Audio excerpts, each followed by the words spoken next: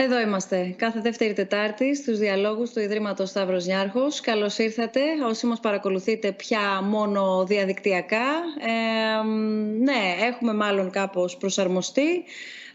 Έχουμε, νομίζω, φανεί ευέλικτοι σε αυτές τις συναντήσεις μας και σε αυτές τις συζητήσεις μας. Αλλά τίθεται πάντα σε κάθε μας θέμα, το οποίο συζητάμε, το ερώτημα κατά πόσο θα πρέπει να το πάρουμε ως δεδομένο, αυτή τη νέα συνθήκη δηλαδή, που έχει επιφέρει η πανδημία, ή αν θα πρέπει να μην ξεχάσουμε τα κριτήρια και τις συνθήκες κάτω από τις οποίες θα αποφασίζουμε πώς θα συναντιόμαστε. Πάντως σίγουρα θα συζητάμε. Θα συζητάμε όπως κάνουμε εδώ και πάρα πολύ καιρό πια, όλοι μαζί, στο πλαίσιο των διαλόγων, ξαναλέω, του Ιδρύματος Σταύρος Νιάρχος. Είναι η 31η διάλογη, η σημερινή, σε διαδικτυακό περιβάλλον, το 4ο live webcast που συναντιόμαστε 2 φορές πλέον το μήνα. Βλέπετε μαζί μου και θέλω να τους καλωσορίσω, τον Φίβο Δελιβοριά και τον πρόδρομο Τσινικόρη. Ευχαριστούμε πάρα πολύ που είστε σήμερα εδώ μαζί μας. Ο Φίβος Δελιβοριάς, τραγουδοποιός και πρόεδρος όμως του Διοικητικού Συμβουλίου της ΕΔΕΜ, είναι η Ένωση Δικαιούχων Έργων Μουσικής.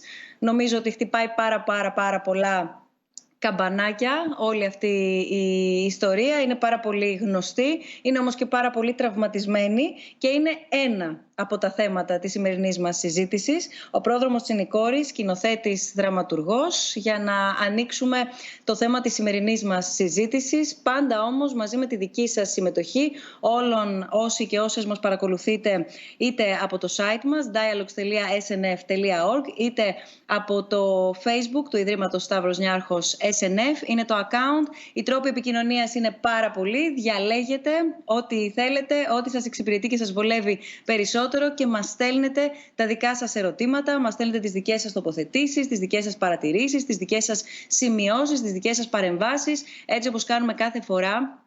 Και ανοίγουμε όλοι μαζί αυτόν τον διάλογο. Μπορείτε να βρείτε και στην πλατφόρμα μας βέβαια το αντίστοιχο πεδίο για τα μηνύματά σας, snf.org/κάθετος δηλαδή dialogues, ή μέσα από τα accounts, μέσα από τους λογαριασμούς των διαλόγων του Ιδρύματος Σταύρος Νιάρχος, σε Facebook, Instagram, SNF Dialogues, ή και μέσα ακόμα από το mail μας βέβαια, snfdialogues@snf.org. Τα παρακολουθούμε όλα. Δεν είμαστε μόνο εμείς, είναι μια ολόκληρη ομάδα που παρακολουθεί το κάθε τι και είμαστε εδώ συνδεδεμένοι, συντονισμένοι με τις αποστάσεις, αλλά χωρίς αυτές να μας απομακρύνουν, προκειμένου να μην συνεχίσουμε να προβληματιζόμαστε γύρω από όλα εκείνα τα οποία συμβαίνουν. Πριν ανοίξουμε τη συζήτησή μας, πριν πω εγώ περισσότερα, γιατί έχουμε πάρα πολλούς ανθρώπους σήμερα που με το δικό τους τρόπο στέλνουν το δικό τους μήνυμα για το σημερινό θέμα συζήτησης, που μόνο σημερινό δεν είναι και μόνο τωρινό δεν είναι. Θα ήθελα να δούμε και να παρακολουθήσουμε όλοι μαζί ένα βίντεο και να επιστρέψουμε σε πολύ λίγα λεπτά.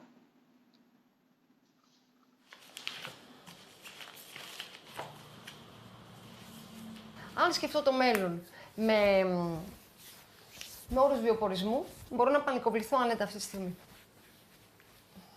Και να μην είμαι καθόλου καλά. Δεν είμαστε άνθρωποι που κάνουμε την πλάκα μας και κάνουμε το κέφι μας και με αυτό θρεφόμαστε. Είμαστε άνθρωποι που μένουμε σε σπίτια που έχουν ενίκιο, είμαστε άνθρωποι που πληρώνουμε τους φόρους μας, είμαστε άνθρωποι που πληρώνουμε τη ΔΕΗ, το νερό, τα τηλέφωνα και όλα τα σχετικά, όπως όλοι οι άνθρωποι που εργάζονται. Επομένως, θα έπρεπε να έχουμε μία αντίστοιχη αντιμετώπιση. Έχω να πω ότι η κυβέρνηση αυτή πρέπει να βρει έναν τρόπο να μην αφήσει τους ανθρώπους της τέχνης στην εξαθλίωση. Αυτό έχω να πω. Τι άλλο να πω. Δεν μπορώ να τους προτείνω τι ακριβώς πρέπει να κάνουμε γι' αυτό. Αλλά το σίγουρο είναι ότι πρέπει να υπάρξει αλληλεγγύη. Και όχι μόνο από το κράτος και από ανθρώπους που θα μπορούσαν να βοηθήσουν αυτή τη χρονική στιγμή. Σίγουρα αποτελεί μια ενδιαφέρουσα αντίφαση το ότι ο πολιτισμός και το καλλιτεχνικό έργο δεν στηρίζεται από τον κρατικό μηχανισμό όσο θα έπρεπε, ενώ ήταν αυτό που ουσιαστικά κατέβνασε κάπως το άγχος μας μέσα στην καραντίνα, γιατί βλέπαμε όλοι ταινίες, θέατρο και αυτό. Δηλαδή ήταν η απόλυτη επαλήθευση ότι η τέχνη έχει κοινωνικό κοινωνικό χαρακτήρα και θέφει την ψυχή για να μπορείς να ανταπεξέρχεσαι. Απ' την άλλη, το θέατρο θα υπάρχει, δεν θα σταματήσει. Να υπάρχει και με όποιο κόστος, με όποιο τρόπο, εμείς θα συνεχίσουμε να κάνουμε θέατρο. Τι να κάνουμε. Δηλαδή, αφού γουστάρουμε, είναι η ανάγκη μας, δηλαδή, τι θα γίνει τώρα. Πού άμα σταματήσει κανένας. Όπως και να έχει. Δεν... Λοιπόν, πιάσαμε το νήμα από εκεί που το είχαμε αφήσει και την προηγούμενη φορά, στην προηγούμενη συζήτησή μας γύρω από την οικονομία, αλλά και την προπροηγούμενη φορά γύρω από την πανδημία της ενημέρωσης και την ενημέρωση γύρω από την πανδημία και αυτό το δίπολο, το οποίο η αλήθεια είναι ότι παρακολουθούμε να συμβαίνει γύρω μας. Το συγκεκριμένο βίντεο, το οποίο μόλις παρακολουθήσαμε και στο οποίο ακούσαμε τη Βασιλική Σύρμα, την ενδυματολόγο, τη Χριστίνα Μαξούρη, ηθοποιός μουσικός, και τον Βασίλη Μπισμπίκη, ηθοποιό σκηνοθέτη, έχει γυριστεί στο πλαίσιο του project Παρόντες, για το οποίο δεν θα πω πολλά λόγια. Είναι ήδη εκεί έξω, στο δημόσιο χώρο και σε 14 δήμους ολόκληρης της χώρας. Απλά περνώντας οι δημοσιογράφοι, οι φωτορεπόρτερς και οι κινηματογραφιστές στην επόμενη μέρα, όπως όλη η κοινωνία έχει περάσει στην επόμενη μέρα αυτής της άρσης των περιοριστικών μέτρων και των περιορισμών που υπήρχαν την περίοδο του lockdown, αρχίσαμε πια να συναντάμε και να καταγράφουμε ανθρώπους, επαγγελματίες, κλάδους. Ο τουρισμός, για παράδειγμα, πολύ μεγάλο θέμα συζήτησης, το οποίο θα είναι και το επόμενο θέμα που θα συζητήσουμε την επόμενη φορά, όπου εδώ πέρα υπάρχει πάρα πολλοί κόσμος ο οποίος προβληματίζεται αγωνιά με βάση τα όσα βλέπει τώρα και κυρίως εκείνα τα οποία έρχονται την επόμενη μέρα, η οποία δεν είναι πολύ μακριά. Στο πλαίσιο λοιπόν αυτής της καταγραφής, ένα κομμάτι των παρόντων καταγράφει και κάποιους επαγγελματίες από το χώρο των τεχνών και το χώρο του πολιτισμού. Μπαίνω λοιπόν κατευθείαν στην συζήτηση με τον Φίβο και τον Πρόδρομο. Αν μου επιτρέπετε τον Ενικό, παίρνω το θάρρος, μιας και ούτως ή άλλως μιλάμε στον Ενικό, οπότε αν μου το επιτρέπετε και δημοσίως να κάνουμε τη συζήτησή μας στον Ενικό, θα είναι χαρά μου, πάντα με την ευγένεια να είναι αμοιβαία. Χάσαμε το Φίβο, τη σύνδεση του Φίβου, αλλά θα κοιτάξουμε να την αποκαταστήσουμε, ελπίζω. Έχουμε μάθει να στηριζόμαστε στο διαδίκτυο. Είναι τα πάντα το διαδίκτυο. Το διαδίκτυο όμως μας προσέφερε και πάρα πολλές ώρες τέχνης και καλλιτεχνικού περιεχομένου όλο αυτό το διάστημα. Ακούσαμε και τη Βασιλική Σύρμα να το λέει. Όλο αυτό το διάστημα που μείναμε κλεισμένοι στο σπίτι, άλλοι μόνοι τους, άλλοι με τις οικογένειές τους, άλλοι λίγο πιο δύσκολα, άλλοι λίγο πιο εύκολα, άλλοι λίγο πιο ανάλαφρα, άλλοι όχι και τόσο πολύ, αλλά η τέχνη ήταν εκεί. Το πρώτο μου ερώτημα προς τους δύο, Πρόδρομε και Φίβο, είναι πού ακριβώς εντοπίζεται το πρόβλημα και άρα προκύπτει η ανάγκη για τη σημερινή συζήτηση και τη σημερινή μας συνάντηση, με βάση και αυτό τον τίτλο τον οποίο φέρει η ο σημερινός μας διάλογος, «Τέχνη σε lockdown». Θέλεις να μιλήσεις εσύ, Πρόδρομο, θες να μιλήσω εγώ, δεν ξέρω. Ναι, θα ήθελα να μιλήσω. Λοιπόν, νομίζω ότι το πρόβλημα, ένα πρώτο πρόβλημα που προκύπτει και από τα βίντεο που είδαμε, το έθιξε πολύ ωραία η Χριστίνα Μαξούρη. Ότι και εμείς οι καλλιτέχνες είμαστε άνθρωποι όπως όλοι. Υπάρχει ένα πρωτόγονο ένστικτο στον κάθε άνθρωπο, που από μικρή όταν πηγαίναμε στο σχολείο, άμα ήσουν λίγο παλιάτσος ή λίγο ονειροπόλος ή λίγο, ξέρω εγώ, είχες μια ειδική δεξιότητα που σε έκανε λίγο διαφορετικό από τους άλλους σε σχέση με οπότε έκλεινες προς το καλλιτεχνικό. Ήταν κάπως σαν να μην το μισό σου πόδι ήταν έξω από τη ζωή, σαν να μην μπορούσες να σε πάρει όλο στα σοβαρά ότι μπορείς να ανήκεις στη ζωή. Κι όμως όλος ο καλλιτεχνικός κόσμος είναι ένας κόσμος επαγγελματιών, ένας κόσμος ο οποίος ως πολίτης είναι απολύτως ενεργός όπως όλοι οι υπόλοιποι πολίτες, και έτυχε με την πανδημία το ζήτημα αυτό να τεθεί πάλι από την αρχή. Δηλαδή, δεδομένου ότι στην αρχή, όταν αρχίσαμε όλοι, όπως είπε πολύ σωστά η Βασιλική Σύρμα, να σκεφτόμαστε το μέλλον μας επαγγελματικά και οικονομικά, ρίξαμε μαύρο στο κεφάλι μας, δηλαδή φοβηθήκαμε πάρα πολύ και όσο βλέπαμε ότι από τα πρώτα μέτρα απουσιάζαμε λίγο πολύ, έπρεπε οπωσδήποτε να επαναδιατυπώσουμε αυτό το απλό πράγμα. Ότι ακόμα κι εμείς οι κλόουνοι, οι άνθρωποι που το ένα τους πόδι είναι στην πραγματικότητα και το άλλο στη φαντασία, είμαστε επαγγελματίες και πρέπει να προστατευτούμε. Αυτό είναι το πρώτο πράγμα το οποίο έτσι και όλα τα βίντεο το βίντεο που είδαμε όλοι όσοι μίλησαν γύρισε γύρω από αυτό. Είναι το πρώτο πράγμα το οποίο έφερε η πανδημία σαν συνείδηση και σε εμάς τους ίδιους, αλλά και στο κράτος ή στα ιδρύματα, σε όλους τους ανθρώπους που είναι γύρω από την τέχνη, για να επαναδιαπραγματευτούμε τους ρόλους μας. Σε αυτό που λέει ο Φίβος, συμφωνώ απόλυτα, θα ήθελα να προσθέσω το γεγονός ότι οι χώροι των πολιτιστικών εκδηλώσεων, ακόμα και πριν από το επίσημό τους κλείσιμο στις 12 Μαρτίου, αν θυμάμαι καλά, είχαν ήδη νιώσει τις επιπτώσεις της πανδημίας. Δηλαδή υπήρχαν πάρα πολλοί θειασάρχες, παραγωγοί, ηθοποιοί, συνάδελφοι, οι οποίοι λέγανε ότι δεν έχουμε κόσμο. Δεν έχουμε κόσμο, έχουμε κατακόρυφη μείωση των εισόδων μας. Οπότε οι χώροι αυτοί ήταν οι πρώτοι που κλείσανε και ουσιαστικά αυτή τη στιγμή είναι αυτοί οι τελευταίοι οι οποίοι πρόκειται να ανοίξουν. Και αυτή τη στιγμή δεν υπάρχει κανένα... Ορίστε.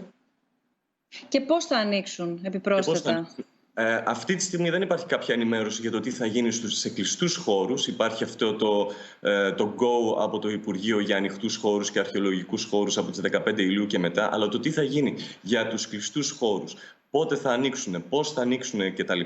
Υπάρχει ακόμα ένα ερωτηματικό σε σχέση με αυτό. Νομίζω εχθές η Υπουργός είπε για ένα 40% πληρότητας. Οπότε όλες αυτές οι ανησυχίες, όλα αυτά τα ερωτηματικά δεν μπορούν παρά να δημιουργούν και στους καλλιτέχνες, και όχι μόνο στους καλλιτέχνες, συγγνώμη, αλλά και στους εργαζόμενους, σε όλους τους εργαζόμενους στον κλάδο του πολιτισμού, εύλογα ερωτήματα για το μέλλον τους. Και ειδικά για το χειμώνα που προβλέπεται να είναι πολύ δύσκολος.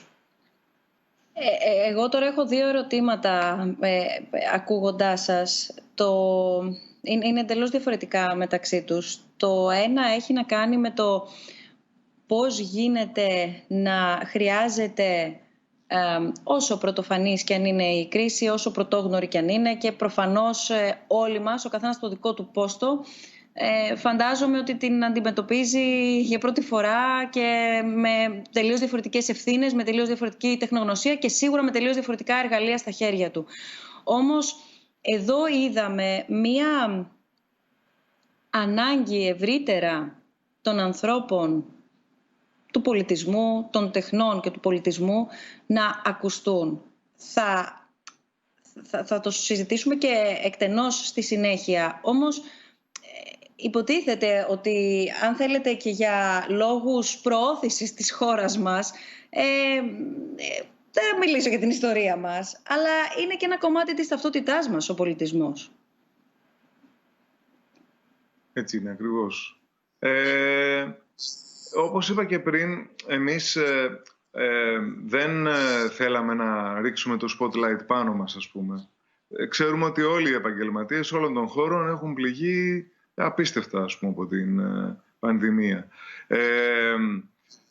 Ωστόσο, απουσιάζαμε κάπως από το γενικό σχεδιασμό. Αυτό ήταν που έφερε τον πανικό και την διάθεση να σηκωθούμε και να μιλήσουμε, να καταδείξουμε τους ρόλους μας. Γιατί πίσω από τον κάθε ένα καλλιτέχνη που γνωρίζετε, ας πούμε, ή γνωρίζει ο πολύς κόσμος, υπάρχει ένας ολόκληρος στρατός εργαζομένων που δεν είναι υπερβολικοί, δεν είναι, ας πούμε, αυτό που λέμε παρασιτικοί για την τέχνη. Είναι άνθρωποι οι οποίοι είναι εξίσου σημαντικοί με τον λεγόμενο frontman. Αυτό έπρεπε να το πούμε. Αυτό ήταν το δεύτερο ερώτημά μου και θέλω να σταθούμε. Δηλαδή θέλω να κατανοήσουμε, για παράδειγμα, όταν θα έρθει κάποιος και θα παρακολουθήσει ένα live του Φίβου Δελιβοριά ή όταν θα έρθει κάποιος και θα παρακολουθήσει μια θεατρική παράσταση του πρόδρομου Τσινικόρη ευρύτερα, όταν κάτι παρακολουθούμε, αυτό το οποίο βλέπουμε, πώς ερμηνεύεται αναφορικά με το πλήθος των ανθρώπων που εργάζονται ή έχουν εργαστεί ή εκείνη την ώρα εργάζονται αλλά δεν φαίνονται, και αντίστοιχα πόσες ειδικότητες επαγγελματιών απασχολούνται. Έτσι. Ακριβώς αυτό. Εγώ τον πανικό άρχισα να τον βιώνω πρώτα απ' όλα για τους συνεργάτες μου και μετά για μένα. Δηλαδή τις πρώτες μέρες όταν είδα ότι υπήρχε ένα χάος, ότι δεν μπορούσαν οι περισσότεροι από αυτούς για διάφορους λόγους να πάρουν το επίδομα ή να προστατευτούν από αυτό που συμβαίνει. Και όταν καταλάβαμε ότι το πιθανότερο είναι να υπάρξει νέο κύμα πανδημίας από τον Οκτώβριο και μετά, επομένως μπορεί να γυρνούσαμε και στη δουλειά μας τον Απρίλιο του 2021, αισθάνθηκα όχι μόνο επειδή τυχαίνει να είμαι και στα όργανα των συνδετών στιχουργών, αλλά και ως άνθρωπος που κάνει πολλές συναυλίες, ότι πρέπει να βγω και να μιλήσω για τους ανθρώπους μου. Και έπαιρνα φίλους μου, συναδέλφους που κάνουν και αυτές τις συναυλίες, κάναμε τηλεδιασκέψεις με άλλους φίλους που τους ξέρετε και μιλούσαμε για τους ανθρώπους που εργάζονται στη δουλειά μας, πώς μπορούν να προστατευτούν. Ανακαλύψαμε πραγματικά το μεγάλο πρόβλημα που υπάρχει και με δική μας υπαιτιότητα σε έναν βαθμό και με υπαιτιότητα των επιχειρηματιών, αλλά και με υπαιτιότητα του κράτους, για τις εργασιακές σχέσεις που έχουμε δεχτεί, τις συνθήκες που έχουμε δεχτεί τα τελευταία χρόνια, πόσο επισφαλείς και πόσο εύθραυστες ήταν. Οπότε καταλάβαμε ότι πρέπει να πιάσουμε όλοι χαρτιά και μολύβια και να σχεδιάσουμε και να προτείνουμε το μέλλον. Έτσι ξεκίνησαν και οι επικοινωνίες με την πολιτεία. Σε περιπτώσεις υπήρξαν συγκρουσιακές, δικαίως ή αδίκως. Σε περιπτώσεις υπήρξαν εξαιρετικά συνεργατικές. Σε πολλές περιπτώσεις υπήρξαν συγκρουσιακές στην αρχή και συνεργατικές συνέχεια, ή το αντίστροφο. Αυτά δεν έχουν τόση σημασία. Αυτά αργότερα, αν τυχόν τα καταφέρουμε και πετύχουμε πραγματικά να επιβιώσουμε τη χρονιά αυτή όλοι οι χώροι των τεχνών, θα πούμε τα ευχαριστώ μας ή τις διαμαρτυρίες μας όταν θα έρθει το τέλος. Αλλά σίγουρα ξέρω ότι έτσι ξεκίνησε όλος ο προβληματισμός και αποδείχτηκε πολύ μεγαλύτερος από ό,τι φανταζόμασταν. Συγκεκριμένα για το θέατρο, γιατί είναι αυτός ο τομέας στον οποίο εγώ εργάζομαι, πρέπει να προσθέσουμε ότι καλώς ή κακώς το ευρύ κοινό δεν γνωρίζει τις διαδικασίες που χρειάζονται για να πραγματοποιηθεί μια παράσταση. Το ευρύ κοινό γνωρίζει τους ηθοποιούς, με αυτούς είναι σε άμεση επικοινωνία και μπορεί να ξέρει 5, 10, 15 γνωστούς σκηνοθέτες. Χωρίς να θέλω να υποτιμήσω καθόλου βεβαίως τα άλλα επαγγέλματα, αλλά αυτό που βλέπει, αυτό μόνο γνωρίζει. Αλλά αυτό που διακυβεύεται αυτή τη στιγμή δεν είναι μόνο με το κλείσιμο των χώρων ή με πολλά ερωτηματικά σε σχέση με το πώς θα ξανανοίξουν οι χώροι. Δεν είναι μόνο το αντικείμενο των καλλιτεχνών, δηλαδή των ηθοποιών και των σκηνοθετών, αλλά πάρα πολλών άλλων επαγγελμάτων, τεχνικών, φωτιστών, ηλεκτρολόγων, ταξιθέτες, άνθρωποι που είναι υπεύθυνοι για να καθαρίσουν το θέατρο. Ταξιθέτες, ταξιθέτριες, τα ταμεία, πώς λειτουργούν επίσης. Δηλαδή, αν αναλογιστούμε... Αλλά ακόμα και δημοσιογράφοι του πολιτιστικού. Δημοσιογράφοι του πολιτιστικού, τι αντικείμενο εργασίας θα έχουν, αν δεν έχουν κάτι για το οποίο θα γράψουν. Ναι, ήδη δεν έχουν. Αυτό τώρα δημοσιογραφικά το γνωρίζω συναδελφικά, πέρα από το κοινό το οποίο βλέπει με πολύ μεγάλη δυσκολία και ακούει κάτι να προέρχεται ως είδηση, εννοώ, και να αφορά μια παραγωγή από το χώρο των τεχνών. Οι συνάδελφοι του πολιτιστικού ρεπορτάζ έχουν βρεθεί χωρίς αντικείμενο και εκείνοι ήδη από το Μάρτιο. Και εγώ ελπίζω να μην έχουν βρεθεί εκτός εργασίας. Δηλαδή, και αυτή είναι ένα σημαντικός κρίκος και της δουλειάς μας. Δηλαδή η σχέση που έχουν οι δημιουργοί με τους κριτικούς ή τους δημοσιογράφους είναι μια επικοδομητική σχέση.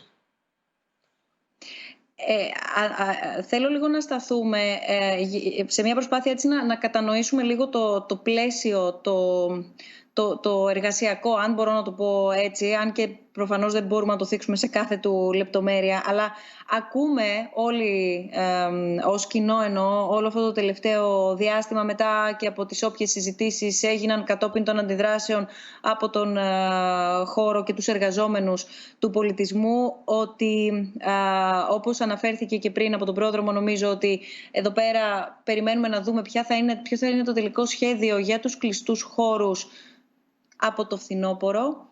Μια παρένθεση εδώ, γνωρίζουμε ότι στην Αθήνα υπάρχουν πάρα πολλά θέατρα και είμαστε πάρα πολύ τυχεροί που υπάρχουν πάρα πολλά θέατρα. Υπάρχουν όμως πάρα πολλά μικρά θέατρα. Οπότε εδώ αντίστοιχα μπορούμε να φανταστούμε ενδεχομένως πώς μπορεί να επηρεαστεί όλη η αλυσίδα δεδομένης της απόστασης του 1,5 μέτρου που θα πρέπει να διατηρηθεί. Έχουν διατυπωθεί κάποιες τοποθετήσεις, όπως για παράδειγμα από την πλευρά των καλλιτεχνών έχει εκφραστεί ως θέση η δημιουργία ταμείου ανεργίας για τους καλλιτέχνες συγκεκριμένα. Αναφορικά με τις θεατρικές επιχορηγήσεις, το Υπουργείο ανακοίνωσε, αν δεν κάνω λάθος, διπλασιασμό των θεατρικών επιχορηγήσεων από 1 σε 2 εκατομμύρια ευρώ για το τρέχον έτος. Είναι αυτές λύσεις αντιμετώπισης, είναι αυτός ένας προσανατολισμός πολύ για να κατευθυνθούμε όλοι μαζί ως κοινωνία και η πολιτεία εν γέννη σε μια διόρθωση και πολύ παλαιότερων κακώς γραμμένων κειμένων γύρω από το επάγγελμα όχι μόνο των καλλιτεχνών αλλά των ανθρώπων στον χώρο των τεχνών. Το Ταμείο Ανεργίας θα μπορούσε να είναι μια λύση αν ήμασταν σίγουροι και είμαστε σίγουροι, αν δηλαδή σιγουρευτούμε απολύτως ότι δεν μπορούμε να δουλέψουμε για αρκετό καιρό. Δηλαδή είναι οπωσδήποτε μια πρόταση η οποία φυσικά πρέπει να μελετηθεί και θα μπορούσε ενδεχομένως να μελετηθεί. Ή αν αυτό το Ταμείο Ανεργίας τώρα θα ήταν μόνο κρατικό ή αν θα είχε και άλλου τύπου πηγές για να μπορέσουν να στηριχτούν οι καλλιτέχνες, αυτό δεν το ξέρουμε. Είναι μια επίσης άλλη μεγάλη συζήτηση. Υπάρχει ωστόσο και το ενδεχόμενο να δουλεύουμε υπό περιορισμούς. Αυτό δηλαδή που ακούσαμε μετά τις πρώτες αναστολές, μετά τις πρώτες ακυρώσεις, ως δεύτερη δέσμη μέτρων. Αυτό τώρα θεωρώ ότι ακόμα, έτσι όπως ανακοινώθηκε ή σχεδιάστηκε κτλ., έχει ακόμα πολλά προβλήματα. Προβλήματα τόσο για τις τέχνες εκείνες οι οποίες έχουν οπωσδήποτε την ανάγκη της χορηγίας, δηλαδή του μεκίνα από πάνω τους, όπως είναι ο σύγχρονος χορός, ή το πειραματικό θέατρο, όσο και για τις τέχνες σαν τη δική μου, που είναι τέχνες που όλοι λίγο πολύ είμαστε ιδιώτες. Δηλαδή βγαίνουμε, κάνουμε συναυλίες, έχουμε τους ανθρώπους μας μαζί, βγαίνουμε να εργαστούμε σε αυτό που λέμε ελεύθερη αγορά. Λοιπόν, τα μέτρα που πρωτοείδαμε για τις συναυλίες και για όλα αυτά, δηλαδή δεν είχαν έτσι ένα σχέδιο που το κοιτάζεις από πάνω και τα θέματα έχουν λυθεί.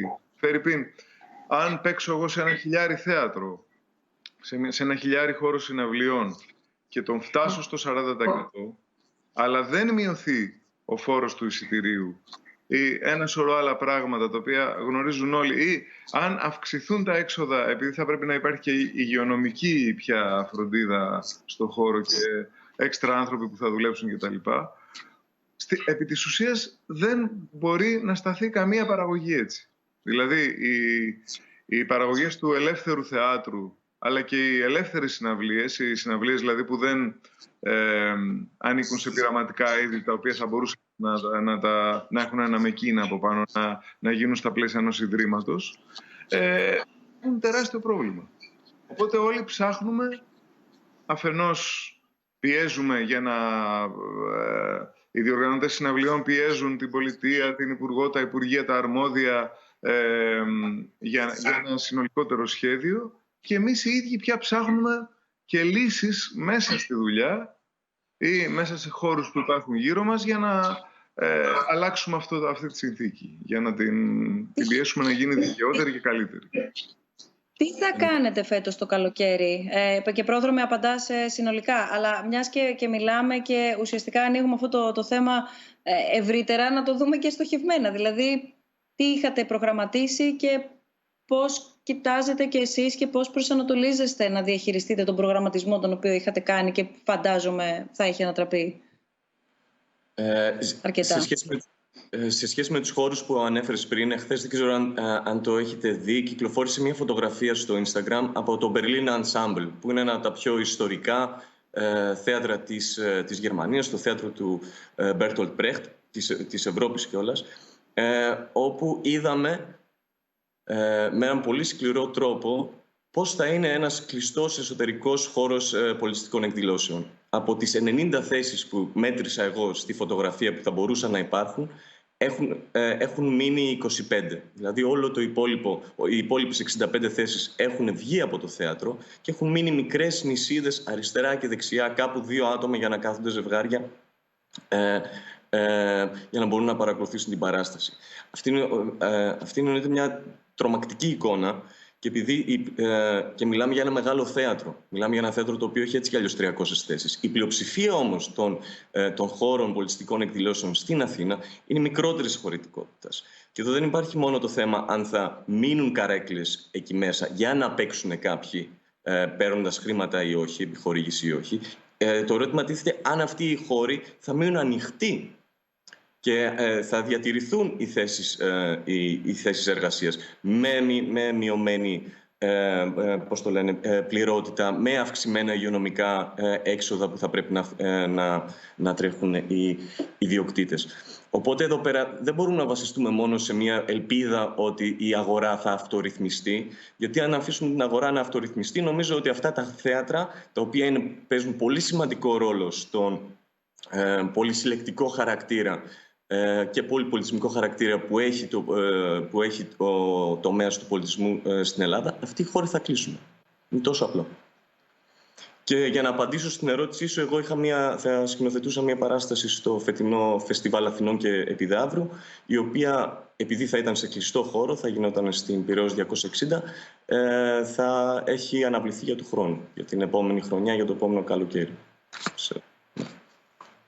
Να πω και εγώ αντίστοιχα για τη δική μας τέχνη ότι ναι, ενδεχομένως ας πούμε κάποιοι καλλιτέχνες από εμάς που είμαστε γνωστοί ή που μπορούμε να δουλέψουμε με έναν αυξημένο αριθμό εισιτηρίων, να βρούμε κάποιους ιδιώτες οι οποίοι θα μας δώσουν τους χώρους τους ή να επωφεληθούμε από την προσφορά του Δήμου Αθηναίων να παίξουμε σε κάποιους χώρους χωρίς ενίκιο και να μπορέσουμε να στηρίξουμε όχι καλά, αλλά τέλος πάντων με έναν ψιλοαξιοπρεπή τρόπο κάποιες παραγωγές. Εγώ όμως ανησυχώ πάρα πολύ και για τους νεότερους καλλιτέχνες. Για όλο αυτό το κύμα ανθρώπων, οι οποίοι δουλεύουν, κάνουν μια συναυλία στο Τόσο με 250 ανθρώπους, οι οποίοι όμως αυτοί οι 250 άνθρωποι είναι πολύ καθοριστικοί για το μέλλον της τέχνης μας. Είναι ένα ζωντανό κοινό. Είναι νέοι άνθρωποι οι οποίοι θέλουν να στηρίξουν ένα νέο παιδί που πρωτοβγαίνει, ας πούμε. Και το παιδί αυτό παίζει σε χώρους διάσπαρτους μες στην Αθήνα, από τον κήπο του Νομισματικού Μουσείου, ας πούμε, ή ξέρω εγώ, μικρά μπαρ, μικρούς υπαίθριους χώρους. Αυτό το παιδί δεν θα μπορεί να δουλέψει, πολύ απλά. Δηλαδή δεν θα μπορεί να στηρίξει αυτόνομα την παραγωγή του. Ή θα καπελώνεται από έναν μεγαλύτερο, ας πούμε, που θα τον παίρνει, ξέρω εγώ, με τους δικούς του όρους στη δουλειά, ή θα εξαφανιστεί.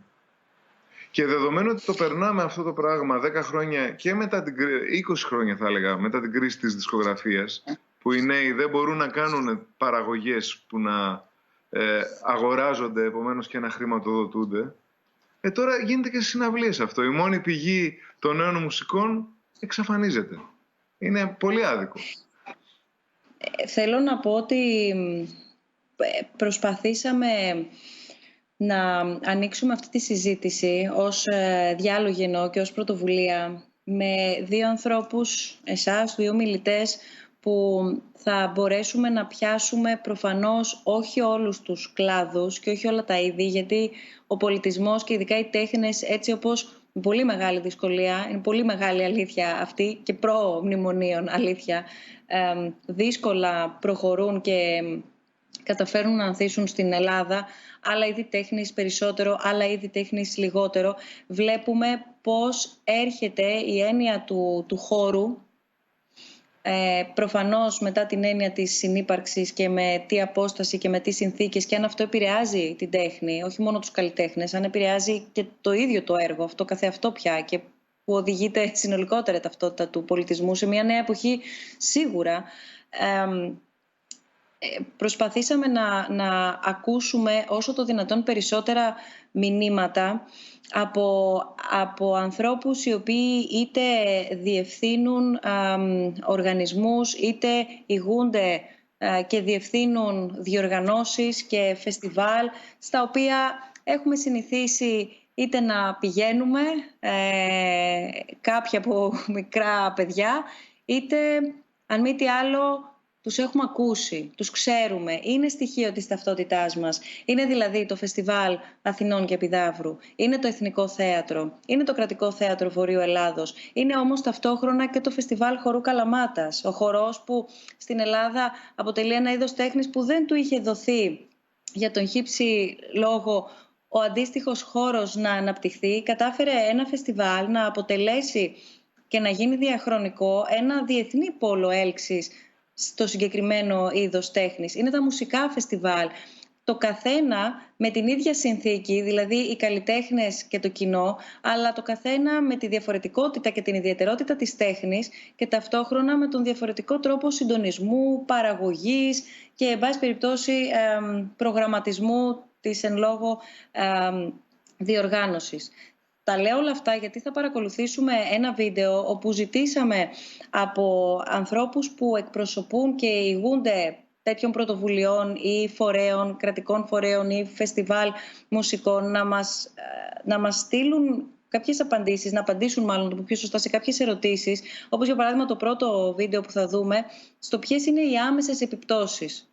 Πρώτα απ' όλα σε ανθρώπινο δυναμικό, ακριβώς γιατί για ό,τι είδος τέχνης και αν μιλάμε για μια γκάμα επαγγελματιών, ειδικοτήτων και ανθρώπων που δουλεύουν προκειμένου να υλοποιηθούν όλες αυτές οι παραγωγές, είτε βεβαίως και σε οικονομικό επίπεδο.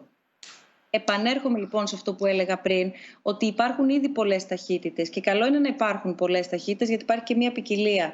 Όμως προσπαθήσαμε να κινηθούμε όχι στους πολύ μεγάλους χώρους. Ξέρουμε πάρα πολύ καλά ότι ένας πάρα πολύ μεγάλος χώρος πολιτισμού, μεταξύ άλλων και δημόσιος συνάμα χώρος, είναι το Κέντρο Πολιτισμού Ίδρυμα Σταύρος Νιάρχος.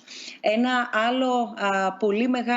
άλλος πολύ μεγάλος φορέας πολιτισμού είναι η Στέγη Γραμμάτων και Τεχνών του Ιδρύματος Ωνάση. Ένας όμως ακόμα κόσμος είναι τα ΔΠΘ, τα οποία είναι και πολλά στην Ελλάδα. Και οι ηθοποιοί και οι σκηνοθέτες αντίστοιχα και η παραγωγή και η τεχνική είναι επίσης πολλοί. Και έχουμε πολλούς μεγάλους δήμους στην Ελλάδα που έχουν το δικό τους ΔΠΘ και είναι πάρα πολύ πονεμένη επίσης, αλλά και αυθεντική η πορεία και η ιστορία των ΔΠΘ και των παραγωγών που διαχρονικά έκαναν. Θέλω να πω λοιπόν ότι προφανώς δεν έχουμε καταφέρει να χωρέσουμε όλες τις απόψεις σε αυτή μας εδώ τη συζήτηση. Προσπαθήσαμε να κινηθούμε, για παράδειγμα, ένας πολύ μεγάλος οργανισμός που έχει και με τη μετακόμισή του, αν θέλετε, από την Ακαδημία στο Κέντρο Πολιτισμού, φέρει και νέο κοινό στο χώρο του, είναι η Εθνική Λυρική Σκηνή. Με το ιδιαίτερα κλασικό της ρεπερτόριο, αλλά και τον εξωστρεφή ταυτόχρονα προσανατολισμό που έχει. Όλοι περνάνε δύσκολα και όλοι προφανώς είναι τέχνη και πολιτισμός. Τα μουσεία επίσης είναι μια άλλη κατηγορία από μόνη της, ολόκληρη. Εδώ πέρα λοιπόν προσπαθήσαμε να κινηθούμε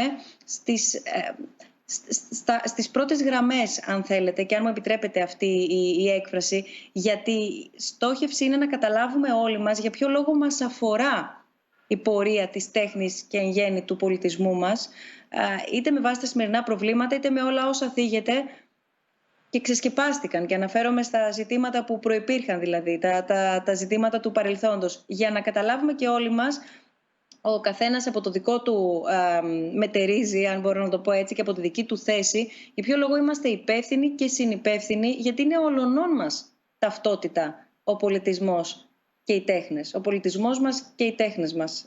Θέλω να παρακολουθήσουμε το πρώτο βίντεο και να επιστρέψουμε αμέσως μετά στη συζήτησή μας, για να μπορέσουμε να δούμε ουσιαστικά τι ξεσκέπασε. Γιατί το λέγαμε και στην προηγούμενη συζήτηση για την οικονομία και είχε αναφερθεί από τους ομιλητές ότι και οικονομικά, αν δει κανείς τις επιπτώσεις, τις πρώτες ενδείξεις των επιπτώσεων μάλλον της πανδημίας, θα δει ότι ουσιαστικά ξεγυμνώνεται ένα ήδη υπάρχον αδύναμο οικονομικό σύστημα με οικονομικά προβλήματα και κοινωνικές βαθιά ριζωμένες σοβαρές επιπτώσεις. Κάτι αντίστοιχο σαν μοντέλο ενώ φαίνεται να υπάρχει και στην τέχνη. Δεν είναι μόνο τωρινά τα προβλήματα, κάτι ήρθε και ξεσκεπάστηκε πολύ βαθύτερο. Να δούμε το πρώτο βίντεο όμως, στο οποίο μας απαντούν όλοι αυτοί οι εκπρόσωποι οργανισμών και φορέων, και επιστρέφουμε στη συζήτησή μας.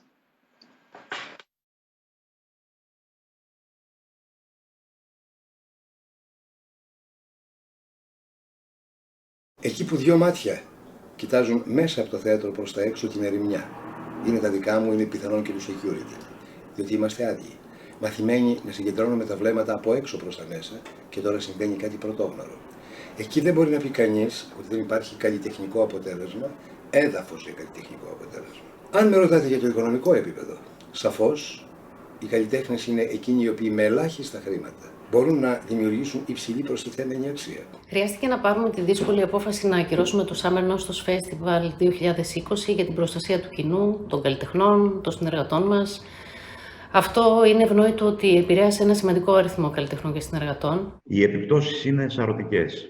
Οι ηθοποιοί, ας πούμε, δεν μπορούν να αγγιχτούν, οι αίθουσες δεν μπορούν να γεμίσουν, η τεχνική υποστήριξη των παραστάσεων θα απαιτήσει περισσή εφευρετικότητα, από τη στιγμή και που μέρος του προσωπικού μας ανήκει στις ευπαθείς ομάδες. Θα χρειαστεί να λειτουργήσουμε αποκλειστικά σε ανοιχτούς χώρους, ειδικά διαμορφωμένους για τα μέτρα ασφαλείας, γεγονός που αυτό αυξάνει το κόστος παραγωγής. Θα έχουμε σκηνές με λίγους θεατές λόγω των μέτρων και ίσως και κάποιες οδηγίες για την ερμηνεία των χορευτών επί σκηνής, που ελπίζω για το δεύτερο να βρεθεί μια άλλη λύση, γιατί χωρίς ελευθερία κίνησης και επαφής δεν γίνεται χορός. Οι επιπτώσεις είναι τραυματικές. Οι περισσότεροι από τους καλλιτέχνες που είχαμε εντάξει στο προγραμματισμό μας για φέτος δυστυχώς δεν θα καταφέρουν να δείξουν τη δουλειά τους. Οι καλλιτέχνες, τα security, οι υπάλληλοι των χορηγών, οι τεχνικοί, φέτος όλοι αυτοί οι άνθρωποι θα μείνουν άνεργοι. Το EJECT συγκεντρώνει 30 με 40.000 επισκέπτες. Για τους διοργανωτές, η πανδημία είναι ένα πολύ σοβαρό χτύπημα στα όρια της καταστροφής, καθώς καλούμαστε να μείνουμε χωρίς αντικείμενο και έσοδα από το 2019 έως το 2021. Περισσότεροι από 20 άνθρωποι εργαζόμαστε νυχθημερών, θα έλεγα, για παραπάνω από ένα χρόνο, ώστε να στηθεί αυτό το μεγάλο φεστιβάλ. Και βλέπουμε τους κόπους μας να χάνονται.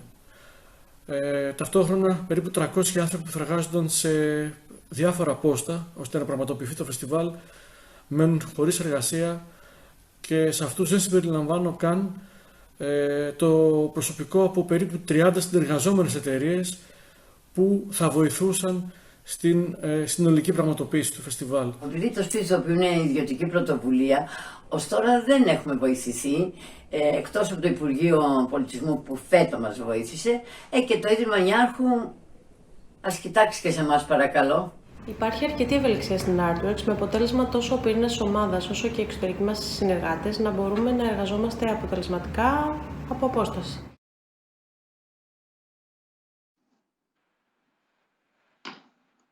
Όπως έλεγα και πριν, εδώ ακούσαμε ανθρώπους που εκπροσωπούν, που υπηρετούν διαφορετικά είδη τέχνης, διαφορετικού προφίλ οργανισμούς, αν θέλετε, φεστιβάλ τα οποία έχουμε συνηθίσει να πηγαίνουμε, και ειδικά φέτος περιμέναμε και πολύ το φετινό συναυλιακό καλοκαίρι, το Φεστιβάλ Αθηνών Επιδαύρου, το οποίο θα είναι τελείως διαφορετικό. Όλο αυτό έχουμε καταλάβει, νομίζω, ότι έχει αλλάξει. Απλά περιμένουμε να δούμε πώς θα διαμορφωθεί και βέβαια, όπως περιγράψατε και νωρίτερα, τι αυτό θα σημαίνει για όλον αυτόν τον κλάδο και όλους αυτούς τους εργαζόμενους. Να έρθουμε όμως λίγο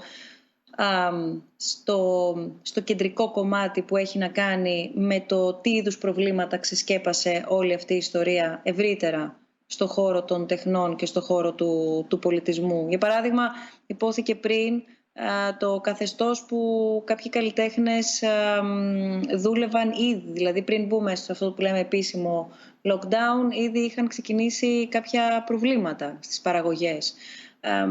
Είναι πάγιο όμως θέμα, ακούγεται από πολλούς ηθοποιούς, για παράδειγμα, το να κάνουν πρόβες και να μην πληρώνονται.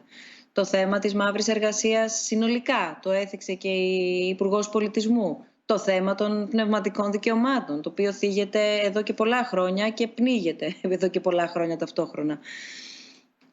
Θέλετε λίγο να το χαρτογραφήσουμε λίγο, να χαρτογραφήσουμε τον πυρήνα? Εγώ θα μπορούσα να σας μιλήσω καλά για όλα όσα είπατε. Έχω την άποψή μου και για τις επισφαλείς συνθήκες εργασίας, που είναι επιτέλους μια ευκαιρία να το λύσουμε το θέμα αυτό της μαύρης εργασίας. Δηλαδή πρέπει να ασφαλιστούμε κατά τέτοιο τρόπο όλοι όσοι εργαζόμαστε στο θέαμα ακρόαμα, που αυτά τα πράγματα να τελειώσουν. Ένα μεγάλο ζήτημα που θίξατε και που κάπως είμαι και υποχρεωμένος να μιλήσω γι' αυτό, διότι είμαι ο πρόεδρος του Διοικητικού Συμβουλίου της νεοσύστατης ΕΔΕΜ. Όπως σας έλεγα για τη δισκογραφία που είχε τόσο μεγάλο πρόβλημα γιατί δεν αγοράζονται πια οι δίσκοι και τους ακούνε όλοι δωρεάν ή τους κατεβάζουν ή τους... Λοιπόν, ένα πολύ μεγάλο πρόβλημα λοιπόν ήταν και η λεγόμενη ΑΕΠ. Έχουν όλοι γνώση της ιστορίας των μεγάλων σκανδάλων. Ήταν μια εταιρεία που καταχρηστικά κατά κάποιο τρόπο σε σχέση με αυτό το οποίο συμβαίνει σε όλο τον κόσμο, ήταν ανώνυμος εταιρεία. Συνήθως όλο τον κόσμο είναι οργανισμοί συλλογικής διαχείρισης, δηλαδή οι καλλιτέχνες είναι συνεταιριστές, δίνουν σε τεχνοκράτες τη δουλειά και οι ίδιοι ασχολούνται με το έργο τους. Εδώ πέρα έτυχε να έχουμε για 80 χρόνια ένα παράξενο μοντέλο, το οποίο δυστυχώς την τελευταία δεκαετία έδειξε τεράστιες τάσεις, ας πούμε, διαφθοράς, σκανδαλώδους διαχείρισης, που οδήγησαν στη χρεοκοπία.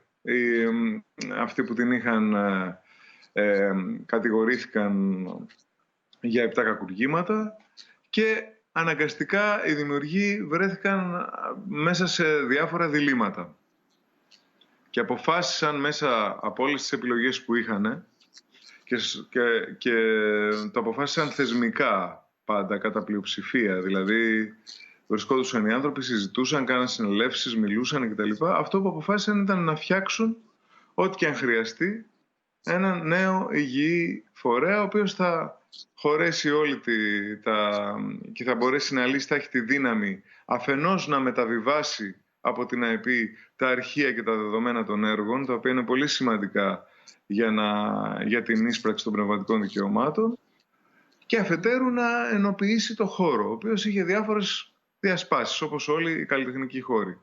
Λοιπόν, είμαστε λοιπόν αυτή τη στιγμή στο τελευταίο, ελπίζω, κεφάλαιο του δράματος, διότι εκλέξαμε πανψηφί μια γενική διευθύντρια στο νέο οργανισμό. Περάσαμε από 2 πολύ δύσκολα χρόνια για όλους μας, χρόνια κρατικής εποπτείας, που η ίσπραξη και η διανομή δεν ήταν τόσο το κύριο μέλημα, όσο το να μπορέσουμε να μεταβιβαστούμε από την ΑΕΠ σε ένα δικό μας οργανισμό. Άρα πραγματικά οι συνθέτες και οι στιχουργοί, οι άνθρωποι οι οποίοι δεν ζουν από τις συναυλίες, πείνασαν, βρέθηκαν σε πάρα πολύ δύσκολη συνθήκη. Λοιπόν, και τώρα εκλέγοντας πανψηφί την κυρία Λούκα Κατσέλη, Γενική Διευθύντρια του οργανισμού μας, έχουμε σε πάρα πολύ μικρό διάστημα να λύσουμε, και μάλιστα έχει πέσει και ο κορονοϊός ακριβώς πάνω στην περίπτωσή μας, ας πούμε, να λύσουμε χρόνια προβλήματα. Δηλαδή να φτιάξουμε μια υγιή εταιρική διακυβέρνηση, όπως γίνεται παντού στον κόσμο, να ενοποιήσουμε το χώρο, να συγχωνευτούμε με τον έτερο αδελφό οργανισμό, ας πούμε, συλλογικής διαχείρισης, την αυτοδιαχείριση, και να μπορέσουμε να εξομαλύνουμε και τις σχέσεις με τα οφειλόμενα πνευματικά δικαιώματα, με τους χρήστες δηλαδή, οι οποίοι και αυτοί έχουν πληγεί από την πανδημία. Είναι ένα πολύ μεγάλο εγχείρημα που πραγματικά σας λέω, αν δεν διασπαστεί, αν δεν οδηγηθεί πάλι, ας πούμε, σε ατέρμονους καυγάδες, ότι επειδή τα συμφέροντα είναι πολύ μεγάλα. Αυτό θέλω να το ρωτήσω αυτό, γιατί ήταν τόσο δύσκολο να γίνει αυτό το οποίο ακούγεται αυτονόητο, και αν η ιστορία είναι μεγάλη, να το πω διαφορετικά.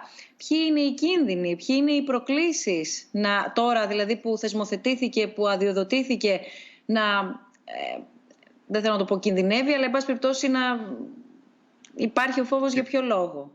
Είναι όλοι οι κίνδυνοι που έχει ένας καλλιτεχνικός χώρος, που η πηγή των εσόδων του, η πηγή της ύπαρξής του, η πηγή της βιολογικής του ύπαρξης, είχε γίνει ένα είδος κακοποιημένου χωριού, το οποίο κιόλας γκρεμίστηκε όλο μαζί. Επομένως, πάνω στο γκρεμισμά του, πάνω στην πυρκαγιά, ας πούμε, διάφορα συμφέροντα, μεγάλα και του εξωτερικού και ελληνικά, προσπάθησαν το καθένα να επιβληθεί πάνω στο άλλο, για να ελέγξουν την επόμενη μέρα. Εκεί πέρα δείξαμε... Ορίστε. Ευθύνη από τον καλλιτεχνικό κόσμο υπάρχει σε αυτό. Ναι, αλλά ξέρετε, είναι λίγο παραπλανητικό να το λέμε αυτό, διότι είναι το ίδιο που συμβαίνει και με τις μεγάλες οικονομικές κρίσεις. Λέμε πολύ εύκολα, φταίει όμως και ο κόσμος. Φταίνε και όλοι αυτοί, ή τώρα λέμε φταίνε και όλοι αυτοί που δούλευαν με την απλήρωτη εργασία και τις επισφαλείς συνθήκες. Όχι, δεν είναι έτσι ακριβώς. Είναι ένα πολύ σύνθετο πράγμα. Ο καλλιτεχνικός κόσμος δεν ήξερε ακριβώς πώς λειτουργούσε το σύστημα των πνευματικών δικαιωμάτων. Δεν ήξερε ποιοι συγκρούονταν από πίσω από όλο αυτό. Οπότε, μέχρι να το μάθουμε, τσακωνόμασταν μεταξύ μας. Όπως γίνεται σε όλους τους χώρους, πόσο μάλλον στον καλλιτεχνικό, που το εγώ είναι και μια άμυνα. Είναι μια χαριτωμένη μας πλευρά, αν θέλετε, ας πούμε, η οποία δεν είναι πάντα τόσο χαριτωμένη. Αλλά όπως και να έχει, θεωρώ ότι πράγματι βρισκόμαστε στο τελευταίο κεφάλαιο του δράματος, και απλώς θέλω να επισημάνω ότι αν μας βοηθήσουν αυτή τη στιγμή τόσο οι λεγόμενοι μεγάλοι χρήστες, δηλαδή η ΕΡΤ ήδη έκανε κάτι πάρα πολύ αξιέπαινο. Η διοίκηση της ΕΡΤ αποδέσμευσε όλο το μεγάλο οφειλόμενο ποσό στους δημιουργούς για να τους στηρίξουμε στην πανδημία. Αν στηριχτούμε και από τα ιδρύματα, αλλά και από την κυβέρνηση, έχουμε ήδη προτείνει και συζητάμε πολύ σοβαρά αυτή τη στιγμή με την κυβέρνηση για ενός είδους ενίσχυση σε όλους τους οργανισμούς συλλογικής διαχείρισης, όχι μόνο της μουσικής. Πιστεύω ότι θα σωθεί πολλοί κόσμος. Θα σωθούν δηλαδή τουλάχιστον 10.000 οικογένειες αυτή τη στιγμή, οι οποίες πραγματικά, θέλω να το πω, όπως σας έλεγα πριν για εμάς, που σε σχέση με τους νέους καλλιτέχνες, η ίδια αδικία υπάρχει ανάμεσα σε εμάς που μπορούμε να κάνουμε συναυλίες και σε αυτούς που έγραψαν τα τραγούδια τα οποία τραγουδάμε οι περισσότεροι από εμάς. Εγώ τυχαίνει να γράφω τα δικά μου τραγούδια, αλλά κάνω και κάποιες διασκευές συναδέλφων. Οι περισσότεροι όμως τραγουδιστές τραγουδάνε τραγούδια άλλων. Οι άνθρωποι αυτοί, επίσης, ταινίες που παίζονται καθημερινά, οι serial στην τηλεόραση, είναι γεμάτα με μουσικές και τραγούδια συνδετών και στιχουργών. Λοιπόν, όλοι αυτοί οι άνθρωποι δεν έχουν άλλο έσοδο από αυτό. Ο κόσμος νομίζει ότι είναι μια περίεργη κερδοσκοπία. Όχι, δεν είναι έτσι. Είναι μια νόμιμη αμοιβή θεσμοθετημένη σε όλη την Ευρώπη και σε όλο τον κόσμο. Η αλήθεια είναι, κατά την ταπεινή μου γνώμη, έτσι, και παρακολουθώντας το ως πολίτης και ως άνθρωπος που ακούει μουσική και αντιλαμβάνεται ότι κάποιος γράφει, εν πάση περιπτώσει, αυτό το οποίο ακούγεται. Θέλω να πω δηλαδή τα πολύ βασικά, αλλά και δημοσιογραφικά παρακολουθώντας το, γιατί ξαναλέω είναι μια πολύ μακριά, βαθιά και παλιά ιστορία. Προφανώς η οικονομική ενίσχυση μπορεί να έρθει και να προσελκύσει το ενδιαφέρον, αν μη τι άλλο, να σταθούν, να κοιτάξουν, να δουν τι είναι και να στηρίξουν ενδεχομένως αυτό το εγχείρημα. Η ομπρέλα όμως προστασίας οφείλει να έρθει από την πολιτεία. Φυσικά. Όχι, έχει έρθει σε όλες τις χώρες. Τώρα διάβαζα σήμερα τα μέτρα που πήρε το Γαλλικό Υπουργείο Πολιτισμού ή το Ολλανδικό. Δηλαδή σε όλες τις χώρες υπήρξε μια πρόνοια για ανθρώπους που δεν έχουν άλλο έσοδο. Ναι, και είναι και η κληρονομιά μας. Δεν είναι... Βεβαίως. Πρέπει να ξέρετε, ας πούμε, ότι οι οργανισμοί συλλογικής διαχείρισης, πέραν του να καταγράφουν όλους τους ανθρώπους που έγραψαν κάποτε έστω και ένα τραγούδι, καταγράφουν με τον τρόπο αυτό και ψηφιακά το ιστορικό αρχείο των ελληνικών ηχογραφημάτων. Αυτό το πράγμα είναι πάρα πολύ σημαντικό και οφείλει να προστατευτεί. Και δυστυχώς, ενώ είναι κάτι το οποίο προσπαθούμε να ευαισθητοποιήσουμε την πολιτεία εδώ και 8 χρόνια, οι αρρωγές σε αυτό το πράγμα ήταν είτε ελλειπείς, καλοπροαίρετες αλλά ελλειπείς, είτε καθαρά εχθρικές, είτε επικίνδυνα καθυστερητικές, ξέρω εγώ. Παρ' όλα αυτά, θέλω να ελπίζω ότι, και έχω βάσιμες ελπίδες πραγματικά, ότι υπάρχει αυτή τη στιγμή μια ευαισθησία για το θέμα. Πάρα πολλοί συναδελφοί μου κινήθηκαν πολύ ενωτικά και πολύ ουσιαστικά προς αυτή την κατεύθυνση και ορισμένες γραφικές, ας πούμε, προσπάθειες το πράγμα πάλι να ξαναδιχαστεί ή να οδηγήσει, ας πούμε, σε ρήξεις, νομίζω ότι είναι εκ των πραγμάτων απομονωμένες. Γιατί δεν ανήκουν πια στην πραγματικότητα. Είναι σαν κάποιος να θέλει να ανοίξει τώρα μια μεγάλη δισκογραφική εταιρεία μόνος του. Δεν μπορεί να γίνει αυτό. Πρέπει να είμαστε όλοι μαζί, συντεταγμένοι και να προστατεύουμε το πνευματικό μας δικαίωμα. Και το Πρόδρομε, κάτι ήθελες να... Ναι, ήθελες να συμπληρώσεις. Ναι, σε σχέση με την ομπρέλα της πολιτείας, η οποία νομίζω συμφωνούμε ότι είναι απαραίτητη, ήθελα να αναφέρω ένα ιστορικό παράδειγμα. Το 2011 και για 7 χρόνια, μέχρι το 2017, είχαν σταματήσει οι κρατικές επιχορηγήσεις στο θέατρο και στο χορό. Δηλαδή για 7 χρόνια στην πόλη που ζούμε, στην Αθήνα, το μόνο θέατρο που έπαιρνε επιχορήγηση από το κράτος ήταν το Εθνικό Θέατρο. Κανένας άλλος. Αυτό δεν σήμανε ξαφνικά ότι όλοι οι άλλοι σταμάτησαν να κάνουν θέατρο, γιατί αυτό είναι το αντικείμενο της εργασίας τους. Αυτό σήμαινε ότι όλοι ήταν αναγκασμένοι μάλλον να εργάζονται κάτω από πολύ επισφαλές συνθήκες. Οπότε και εκεί υπάρχει μια ευθύνη. Όταν από το 2017 μέχρι σήμερα, όταν ζητάει μάλλον ένας καλλιτέχνης από το Υπουργείο μια επιχορήγηση της τάξης των 30 ή 40.000 ευρώ, επειδή έχει δικαιολογεί τα έξοδα και λέει έχω 10 ηθοποιούς και το Υπουργείο του δίνει 10, πώς θα μπορέσει να ανταπεξέλθει? Εκεί θα αναγκαστεί μάλλον να πει εντάξει παιδιά, τον πρώτο μήνα προβών δεν θα τον πληρώσουμε. Και κάπως έτσι αυτή η χιονοστιβάδα συνεχίζει και συνεχίζει. Και είναι πολλά προβλήματα στο χώρο. Ναι, αποκαλύφθηκαν πολλά προβλήματα. Υπάρχει μια βίαιη εποχικότητα. Δηλαδή αυτό το πράγμα, το να μην ξέρεις σε 3 μήνες τι θα κάνεις από τη στιγμή που έχεις δουλειά, δεν το συναντάς και σε πάρα πολλούς επαγγελματικούς κλάδους. Όπως δεν συναντάς και πολύ συχνά αυτή την πολυπλοκότητα στις εργασιακές σχέσεις. Δηλαδή μια φορά έχεις πρόσληψη, μετά δουλεύεις με μπλοκάκι, δουλεύεις με τίτλο κτήσης, δουλεύεις ωρομίσθιος, δουλεύεις ημερομίσθιος. Ναι, αυτό ήθελα να προσθέσω σήμερα. Υπάρχει μια τέλος πάντων ευήκο άουτα βρίσκεται.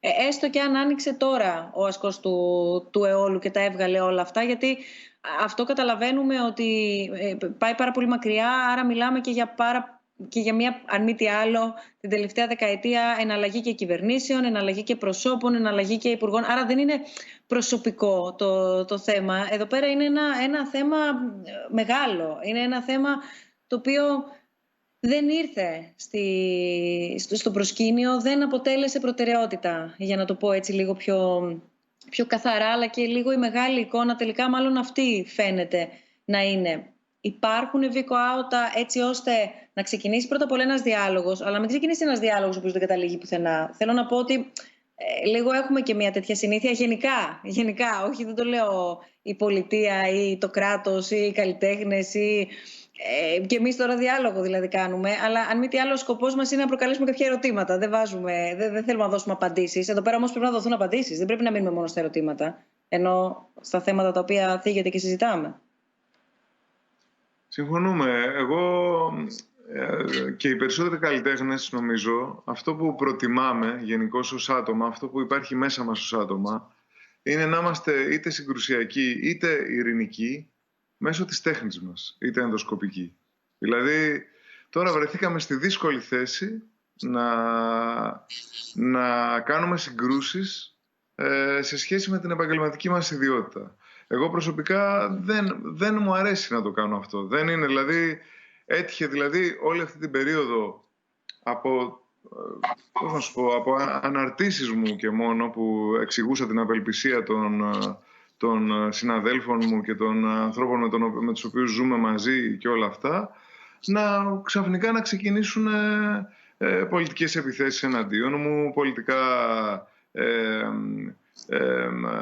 πρόσωπα να βγαίνουν σε κανάλια και να λένε πράγματα εναντίον μου. Γίνανε πράγματα δηλαδή πολύ περίεργα. Ή χρειάστηκε να βγούμε σε πορεία όλοι μαζί για να διεκδικήσουμε, ξέρω εγώ, το μητρό ή τις καλύτερες συνθήκες εργασίας κτλ.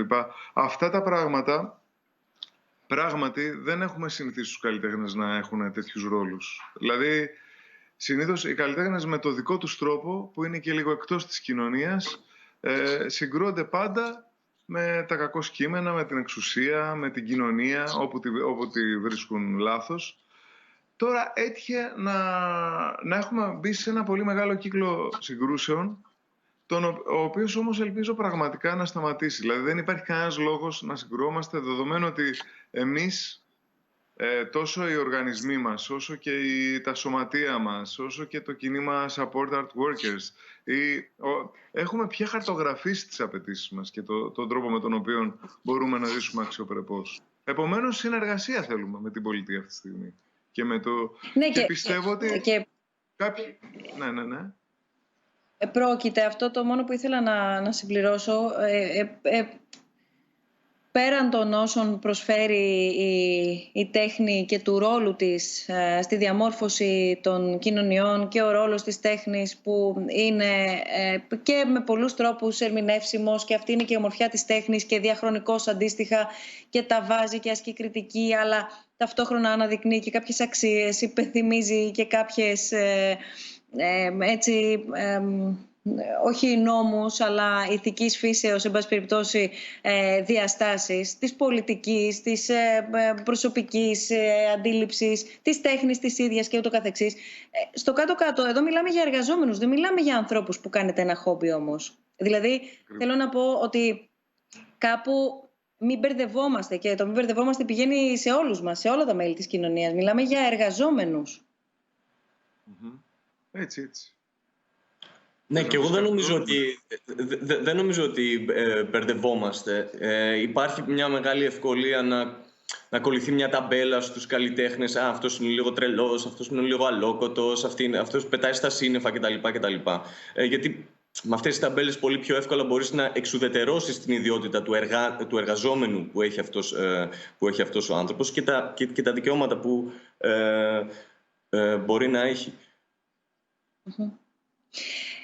Λέω να περάσουμε στις ερωτήσεις και τα σχόλια. Είμαστε όπως γνωρίζετε, και από μεταπεράτες, από ανθρώπους οι οποίοι πάντα διαπραγματεύονται τη δουλειά μας, κάνουν το ένα το άλλο κτλ. Οπότε μπαίνει και ένα τρίτο πράγμα στην κουβέντα, που με την πανδημία δημιουργεί και αυτό τα δικά του προβλήματα.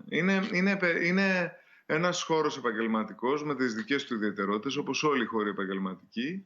Αλλά εδώ πέρα συνέβη κάτι πάρα πολύ ενδιαφέρον. Αυτό που σας είπα πριν, ότι όλοι μας κάτσαμε με χαρτί και μολύβι και χαρτογραφήσαμε τα προβλήματα και δώσαμε και προτάσεις.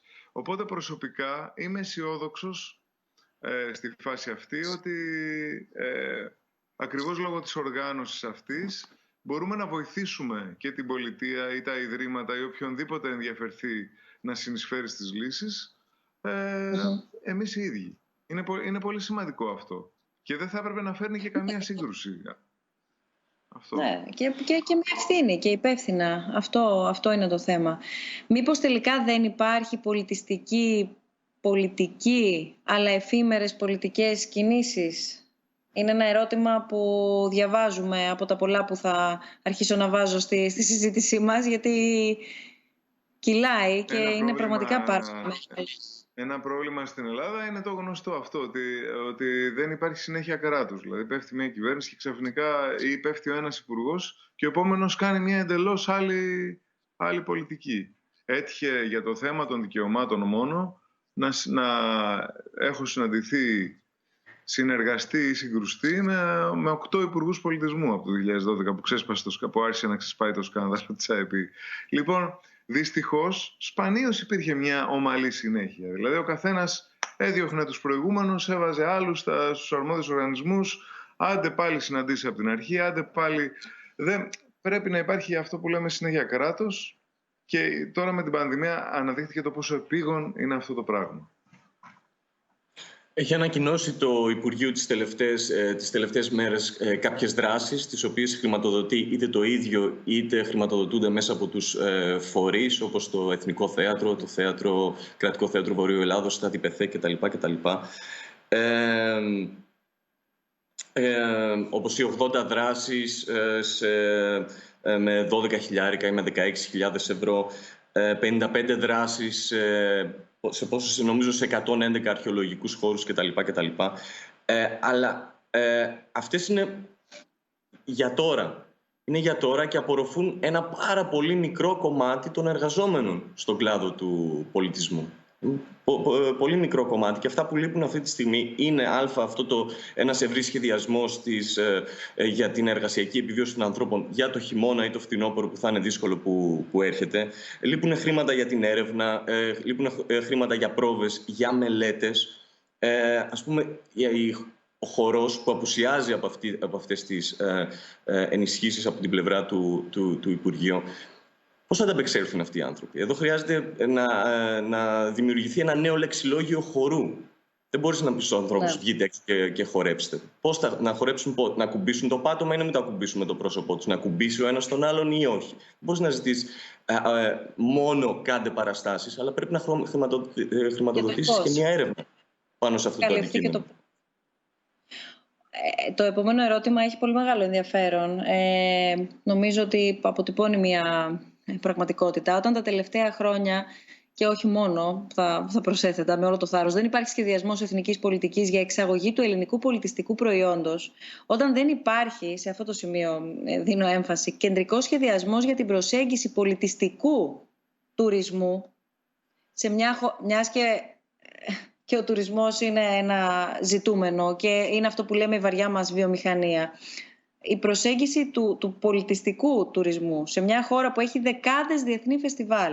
Μήπως πρέπει να σταματήσουμε να έχουμε απαιτήσεις από ένα κράτος για το οποίο ο πολιτισμός είναι αόρατος και δεν λαμβάνει υπόψη του τις επαγγελματικές ομάδες που μοχθούν για την παραγωγή πολιτιστικού προϊόντος? Είναι ερώτημα σχόλιο τώρα εδώ, το οποίο... Ναι, είναι και αρκετά να σταματήσουμε να έχουμε απαιτήσεις από ένα... Νομίζω πως όχι. Νομίζω όσο περισσότερες απαιτήσεις έχουμε κι εμείς απέναντι στην πολιτεία, τόσο περισσότερα πράγματα μπορούμε να καταφέρουμε να διεκδικήσουμε και να πάρουμε. Ακριβώς. Και είναι περίπου το ίδιο με όλο αυτό το οποίο συνέβη με τον κορονοϊό, και το κράτος αποφάσισε επιτέλους άκουγε τις προχθεσινές εξαγγελίες ότι θα πρέπει να υπάρξει πάλι ένα πάρα πολύ καλά δομημένο εθνικό σύστημα υγείας, το οποίο το είχαμε ξεχάσει σαν συνθήκη. Λοιπόν, αντίστοιχα πρέπει να υπάρχει και για τους καλλιτέχνες μια εθνική πολιτική και εξαγώγημη εθνική πολιτική. Δηλαδή, βέβαια, θα μου πεις, υπάρχουν τα ιδρύματα που μπορούν να το κάνουν αυτό. Δεν θα έπρεπε να το κάνουν μόνο τα ιδρύματα. Δηλαδή, καλά, ο σχεδιασμός,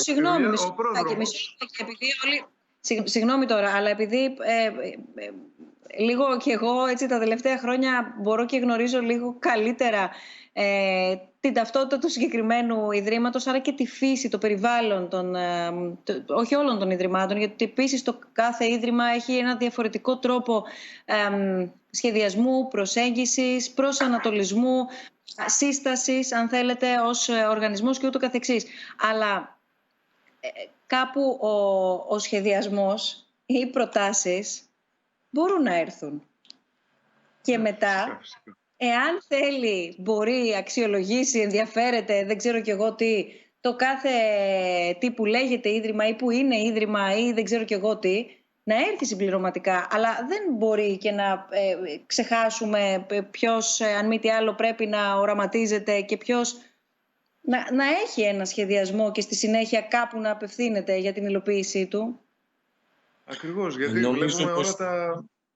Ο πρόδρομος μπορεί να μιλήσει και τέλεια γι' αυτό, γιατί έχει δουλέψει σε παράσταση που έχει κάνει μια τεράστια περιόδια 40 προορισμούς στο εξωτερικό. Θα μας πει πόσο σημαντικό θα ήταν, πόσο εθνικό γεγονός στην πραγματικότητα είναι αυτό το πράγμα.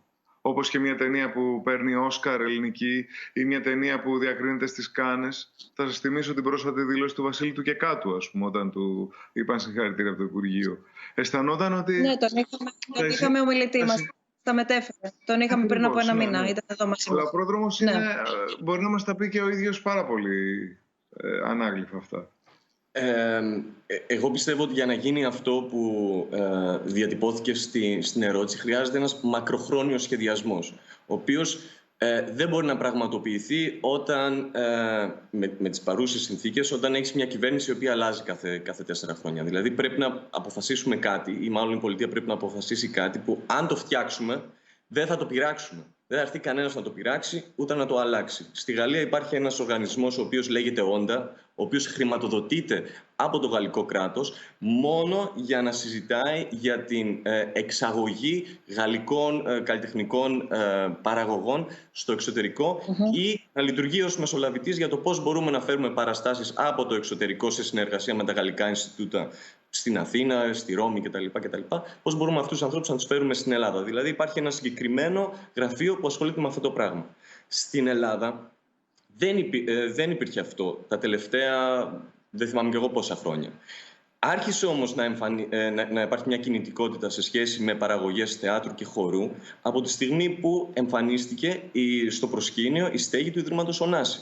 Γιατί οι άνθρωποι προφανώς απέδειξαν ότι είχαν ένα σχέδιο, ότι είπανε σε 10 χρόνια εμείς θέλουμε να κάνουμε αυτά τα 10 πράγματα. Αυτός ο μακροχρόνιος σχεδιασμός λείπει αυτή τη στιγμή, όχι μόνο από το Υπουργείο Πολιτισμού, αλλά λείπει και από μεγάλους κρατικούς φορείς, οι οποίοι πληρώνονται, επιχορηγούνται από το κράτος.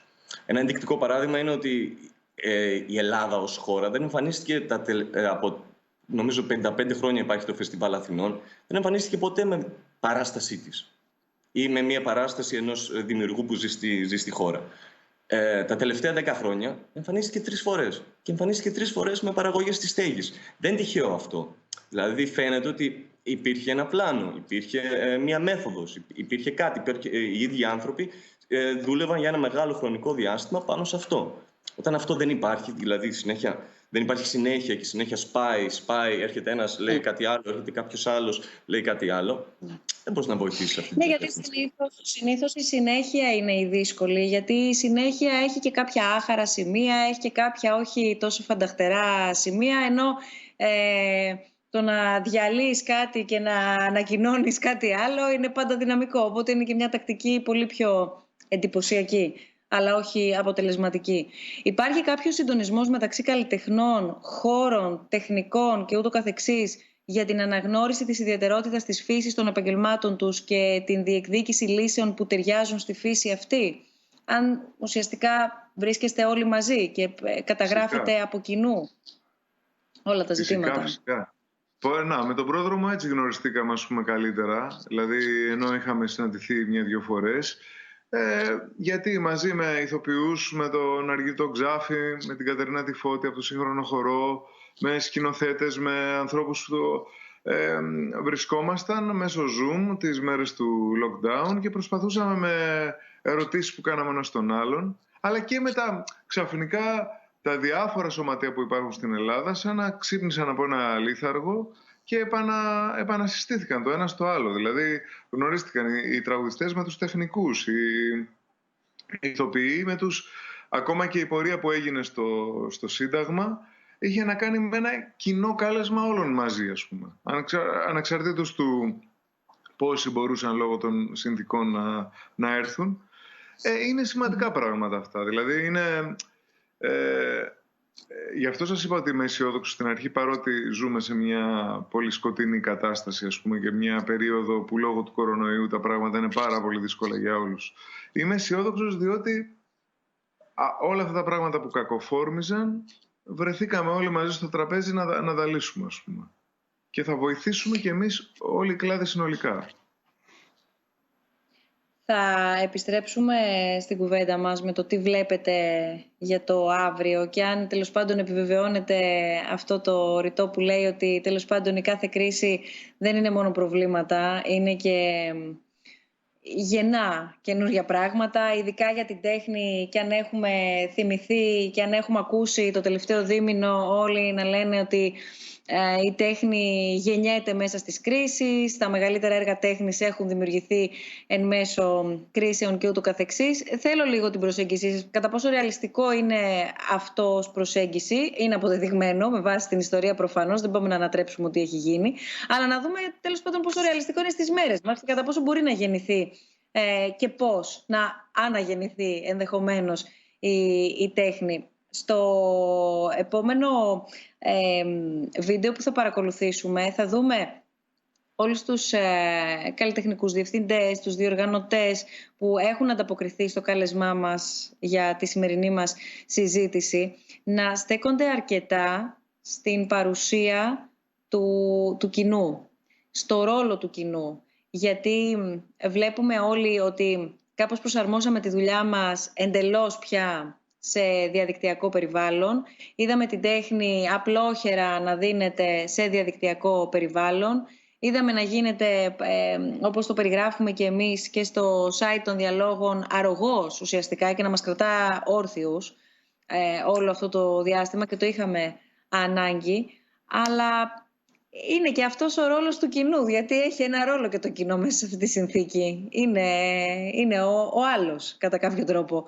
Οπότε αν μπορούμε να παρακολουθήσουμε τι λένε όλοι αυτοί οι άνθρωποι που μας έχουν στείλει τις δικές τους απαντήσεις, και αμέσως μετά θέλω να σας ακούσουμε, Φίβο και Πρόδρομε, για το ρόλο του κοινού. Ο Πρόδρομος το έθιξε πριν λίγο αναφορικά με το 40% μόνο π.χ. και αυτό τι σημαίνει για τον κάθε χώρο.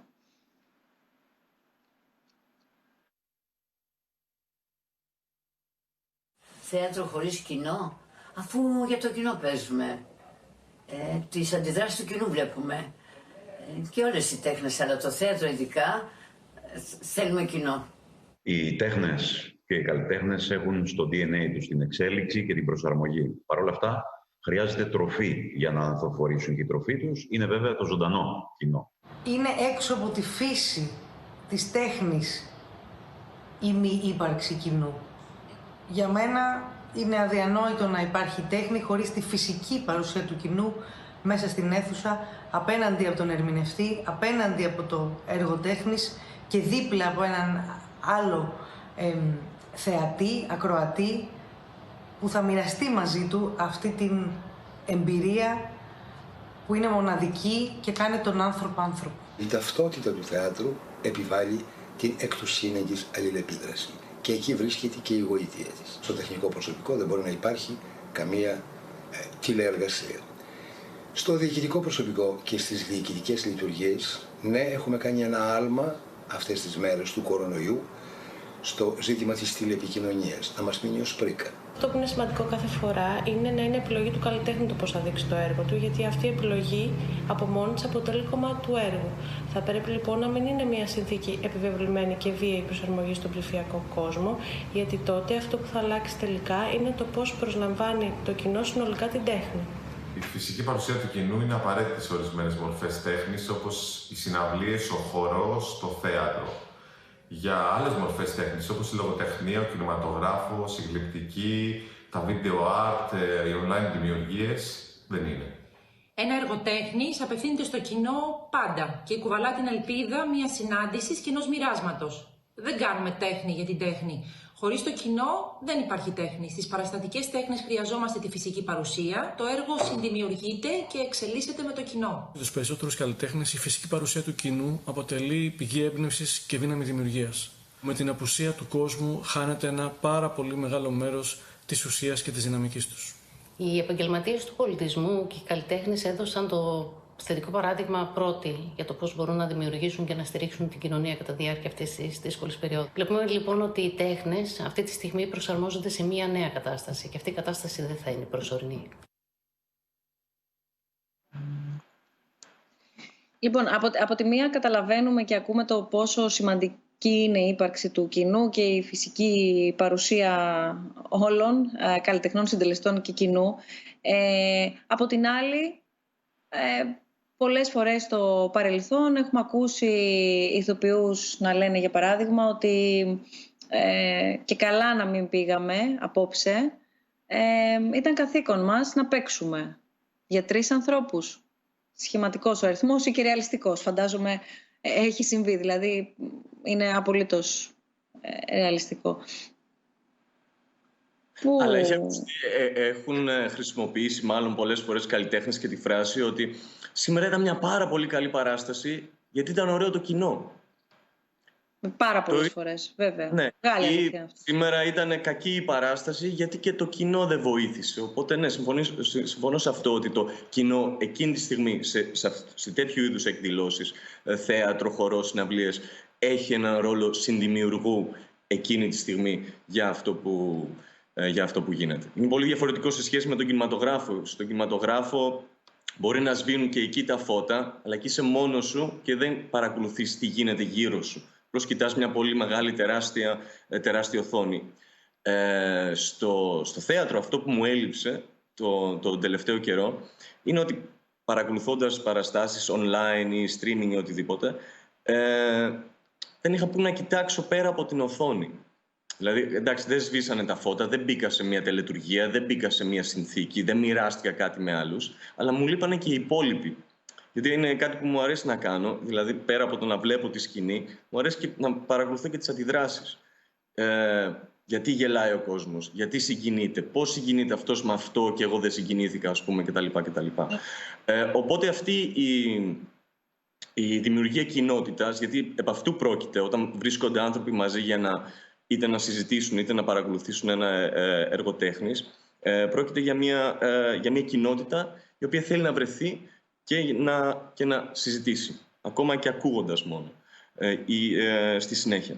Και είμαι αισιόδοξος ότι αυτή η ανάγκη που είναι βαθιά ανθρώπινη, το να ανήκεις κάπου, να δημιουργήσεις μια κοινότητα και να συζητήσεις και να συνυπάρξεις μαζί της, είναι αυτή η οποία Ιού επιτρέποντος θα μας οδηγήσει πάρα πολύ γρήγορα πάλι σε μια κανονική συνθήκη. Ακριβώς. Και εγώ συμφωνώ, γιατί και εμείς πέρα από τις μοναδικές, ας πούμε, συναυλίες που κάνουμε, έχουμε και τις μουσικές μας παραστάσεις. Δηλαδή μπορώ να παίξω σε μια μουσική σκηνή 7 φορές λίγο πολύ το ίδιο πρόγραμμα. Αυτό το πρόγραμμα πραγματικά είναι πολύ διαφορετικό από μέρα σε μέρα και αυτό έχει να το κάνει η αλληλεπίδραση. Εμένα πολλές φορές μια παράσταση μου τη φτιάχνει ένα κορίτσι που βλέπω στο μπροστινό μου κάθισμα απέναντι, ας πούμε, ή ένας τύπος ο οποίος ξέρει τα λόγια και όταν πάω να τα ξεχάσω εγώ, ξαφνικά βλέπω αυτόν και τα θυμάμαι, ας πούμε. Προσπάθησα πολλές φορές να δω, ας πούμε, online παραστάσεις και online θεατρικά. Πολλά από αυτά τα είχα δει στη στέγη, στο θεατροπορία κτλ. Ήταν πολύ διαφορετικό. Ήταν σαν να βλέπω παγωμένη μία μέρα, πολύ συγκεκριμένη, και να μην αλληλεπιδρώ. Είναι ορισμένες τέχνες δηλαδή, οι οποίες θα τις έλεγα ότι είναι και οι πιο ψυχοθεραπευτικές. Αυτές τις οποίες έχει ανάγκη η κοινωνία για την ψυχοθεραπεία της, όχι το άτομο. Δηλαδή, ας πούμε, βλέποντας μια ταινία ή μια σειρά, είσαι μόνος σου, ή ακούγοντας μια μουσική με τα ακουστικά σου, ας πούμε, είσαι μόνος σου και πραγματικά βρίσκεις την ισορροπία σου, βρίσκεις το κέντρο σου και μπορείς να αντιμετωπίσεις την επόμενη μέρα, ας πούμε. όπως άλλοι έχουν ανάγκη την μεταφυσική, ας πούμε, αναγωγή, τη θρησκευτική πίστη, ή άλλοι την ψυχοθεραπεία την ίδια, ας πούμε, την ψυχανάλυση. Η τέχνη παίζει ένα τέτοιο ρόλο. Λοιπόν, μια μεγάλη συναυλία ή μια θεατρική παράσταση, ας πούμε, το κάνει αυτό για ένα σύνολο. Οπότε πιστεύω ότι αν η ιστορία αυτή ασχημείνει περισσότερο και γίνουν τα πράγματα ακόμα πιο δύσκολα και γίνει ένα τύπου κεκτημένο το να μην μαζεύονται οι άνθρωποι, να ζήσουν όλοι μαζί τη λειτουργία μιας συναυλίας, μιας θεατρικής παράστασης, θα υπάρχουν τεράστια μαζικά ψυχολογικά προβλήματα, φαινόμενα ψυχολογικά ανεξήγητα και βία, η οποία θα προέρχεται μόνο από αυτό το γεγονός. Νομίζω το ανέφερε η Κατερίνα Ευαγγελάτου, αν θυμάμαι καλά, την έννοια της εμπειρίας. Δηλαδή, λέμε ότι πήγα σε ένα live ή αυτό ήταν ένα ξέχαστο live που μπορεί να έχω δει τον ίδιο καλλιτέχνη, να έχω δει το ίδιο συγκρότημα, να έχω δει την ίδια παράσταση. Δεν συμβαίνει πάρα πολύ συχνά, αλλά συμβαίνει. Να έχω δει επανειλημμένα την ίδια παράσταση ως κοινό και να έχω αντιληφθεί το πόσο ωραία παράσταση ως κοινό και πόσο ωραία εμπειρία είναι αυτό που μοιράστηκα, είτε πηγαίνοντας με κάποιον, είτε βλέποντας το διπλανό μου, είτε ακούγοντας αυτό που είπε ο πρόδρομος. Νομίζω ότι αρκετοί ταυτιστήκαμε με αυτό, ότι γιατί εγώ δεν αντιδρώ σε αυτό που η πλειοψηφία μάλλον αντιδρά, ή γιατί εγώ κάτι τώρα αλλά κανένας άλλος δεν το κατάλαβε. Σε βάζει, εν πάση περιπτώσει, σε ένα μοίρασμα. Σε ένα μοίρασμα χωρίς απαραίτητα πολλές εκείνη την ώρα λεκτικές αναλύσεις, και αυτή είναι και η εμπειρία, το κοινό βίωμα. Αν θέλετε, στην ενίσχυση, αν μπορώ να το πω ευρύτερα, του χώρου και του κλάδου, πέρα από την διεκδίκηση της οποίας θα πρέπει να έχει προηγηθεί η χαρτογράφηση και η καταγραφή των προβλημάτων, των κεντρικών ζητημάτων, άρα να έχει προηγηθεί ο μεταξύ σας διάλογος, ο μεταξύ σας συντονισμός, και όλο αυτό να οδηγήσει πια και σε πράξεις και σε έργα. Σε μια μικρότερη κλίμακα, αν δει κανείς το κριτήριο για να πάει ένας καλλιτέχνης να παρακολουθήσει μια άλλη καλλιτεχνική παραγωγή στην οποία δεν συμμετέχει, άρα θα πάει ως κοινό. Εκεί υπάρχουν ευθύνες, αναλογούν εκεί ευθύνες στο πώς θα το αντιμετωπίσει ως κοινό το καλλιτεχνικό γίγνεσθε της 1, 2, 3, 4 ωρών αντίστοιχα, ανάλογα το τι πρόκειται να παρακολουθήσει, ή αν θα το κατεβάσει δωρεάν, ή αν θα μπει να το δει δωρεάν, ή να αντιστρέψουμε δηλαδή και το ρόλο των ίδιων των καλλιτεχνών με το κοινό. Το κοινό δεν μπορούμε να γίνουμε εύκολα καλλιτέχνες, αλλά καλλιτέχνες είστε και κοινό.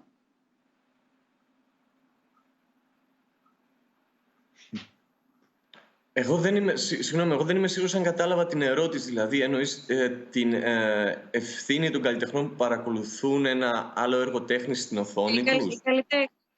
Όχι, γενικά, παρακολουθώντας τέχνη, δεν είστε και κοινό ταυτόχρονα άλλων καλλιτεχνικών. Εγώ βλέπω 150 θεατρικές παραστάσεις το χρόνο. Εγώ άμα δεν ακούσω ένα δίσκο, δεν μπορώ να γράψω ένα τραγούδι. Δηλαδή, βάζω ένα δίσκο και ακούω μουσική, ξαφνικά σηκώνομαι και θέλω να γράψω. Αυτό λέω λοιπόν, υπάρχει εκεί κάποια ευθύνη, για παράδειγμα, στο πώς οι ίδιοι οι καλλιτέχνες στηρίζουν ή αντιλαμβάνονται ως κοινό οι ίδιοι ενώ άλλου τύπου παραγωγές. Τώρα καταλαβαίνω ότι τίθεται και ένα θέμα προσκλήσεων. Δηλαδή, πολύ συχνά ένας καλλιτέχνης ο οποίος έχει φίλους που παίζουν κάπου, όταν τον καλέσουν να δει την παράστασή τους, θα πει «Ναι ρε παιδιά, αλλά θα μου βρείτε μια πρόσκληση». Οπότε πολύ συχνά κινούμαστε μέσα σε αυτό το πλαίσιο, ακόμα και ο Φίβος θα το ξέρει, θα τον ενοχλούν συνέχεια φίλοι των συνεργατών του, ενοχλούν σε εισαγωγικά. Μπορείς να μου δώσεις μια πρόσκληση, μπορεί να μην δώσεις μια πρόσκληση. Νομίζω αυτό έχει να κάνει όμως και με το γεγονός ότι η πλειοψηφία των εργαζόμενων ή των καλλιτεχνών, των εργαζόμενων στον κλάδο του πολιτισμού, δεν είναι και πλούσιοι άνθρωποι. Δηλαδή, αν είχαν τα λεφτά, πιστεύω ότι θα τα δίνανε κιόλας.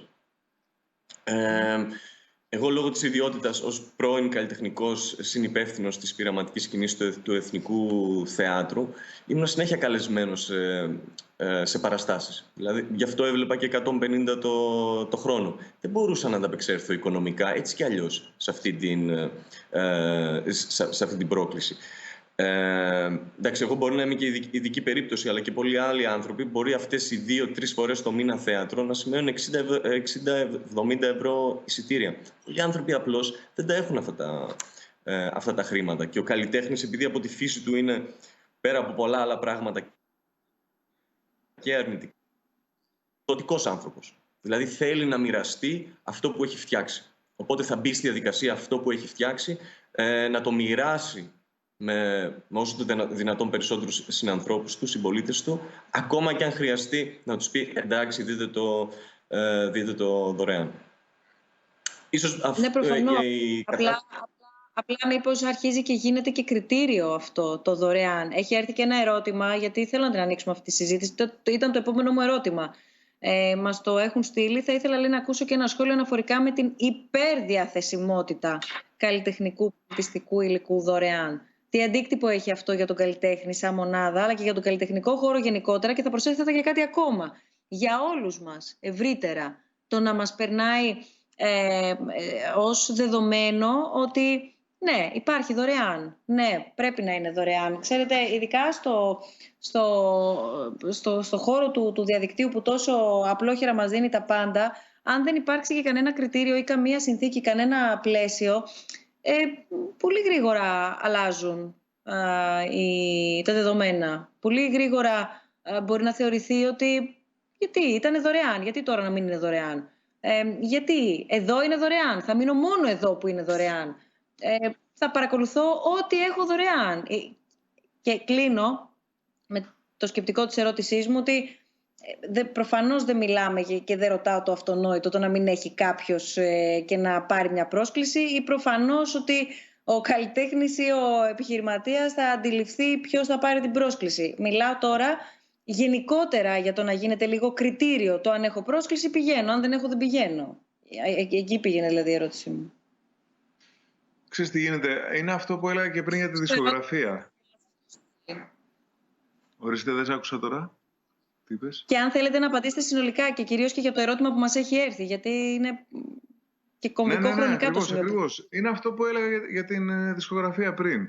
Δηλαδή, από τη στιγμή που άρχισε να διαμοιράζεται το υλικό δωρεάν και ήξερε ο άλλος πάρα πολύ εύκολα, στην αρχή με τον Napster και αργότερα υπερβολικά εύκολα με το YouTube, ας πούμε, και με το ένα και με το άλλο, χωρίς να αμείβει, ας πούμε, τη δισκογραφική παραγωγή, τελείωσε αυτό που λέμε δισκογραφία. Δηλαδή, πλέον, αν εξαιρέσεις ορισμένα βινίλια που κυκλοφορούν και έχουν πραγματικά πελατεία από τους φετιχιστές, κανείς δεν πληρώνει.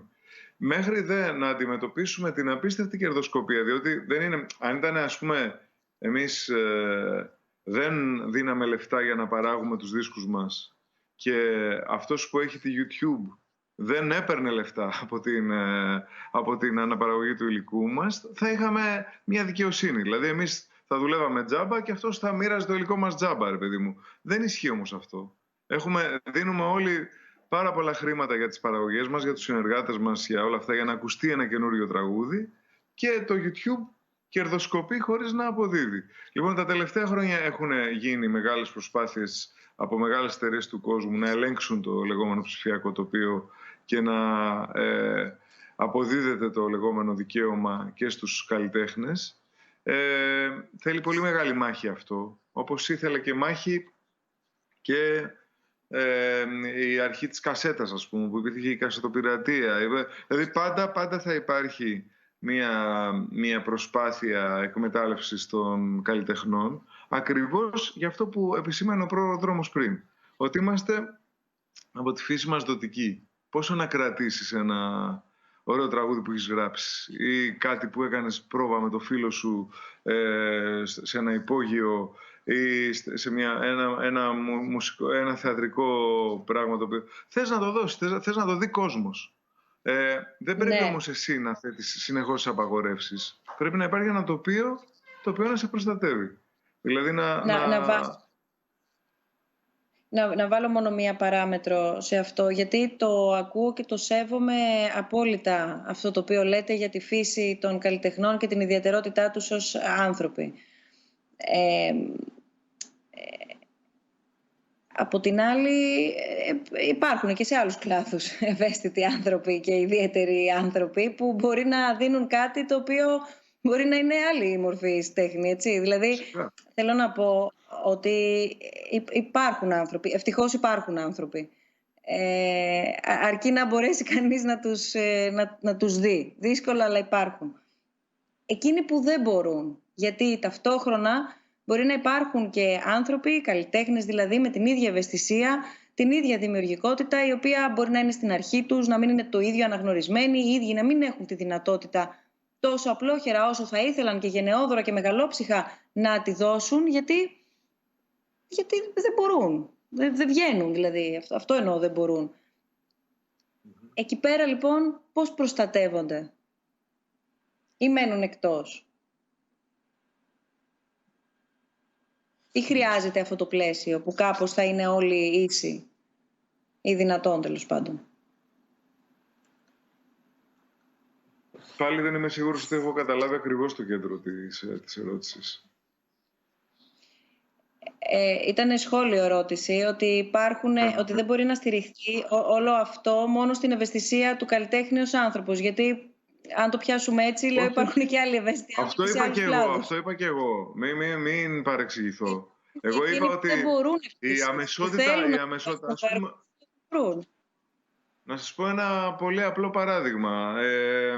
Των φίλων μου των Χατζηφραγκέτα, οι οποίοι έγιναν γνωστοί παίζοντας και ηχογραφώντας τα τραγούδια τους στο σπίτι τους, μόνο με κιθάρες, χωρίς καν στις περισσότερες περιπτώσεις, ας πούμε, συστήματα ηχητικά εξελιγμένα, οτιδήποτε κτλ. Και όλο τους το έργο διαμοιράστηκε μέσω του MySpace ή του YouTube και έγιναν δημοφιλέστατοι παντού.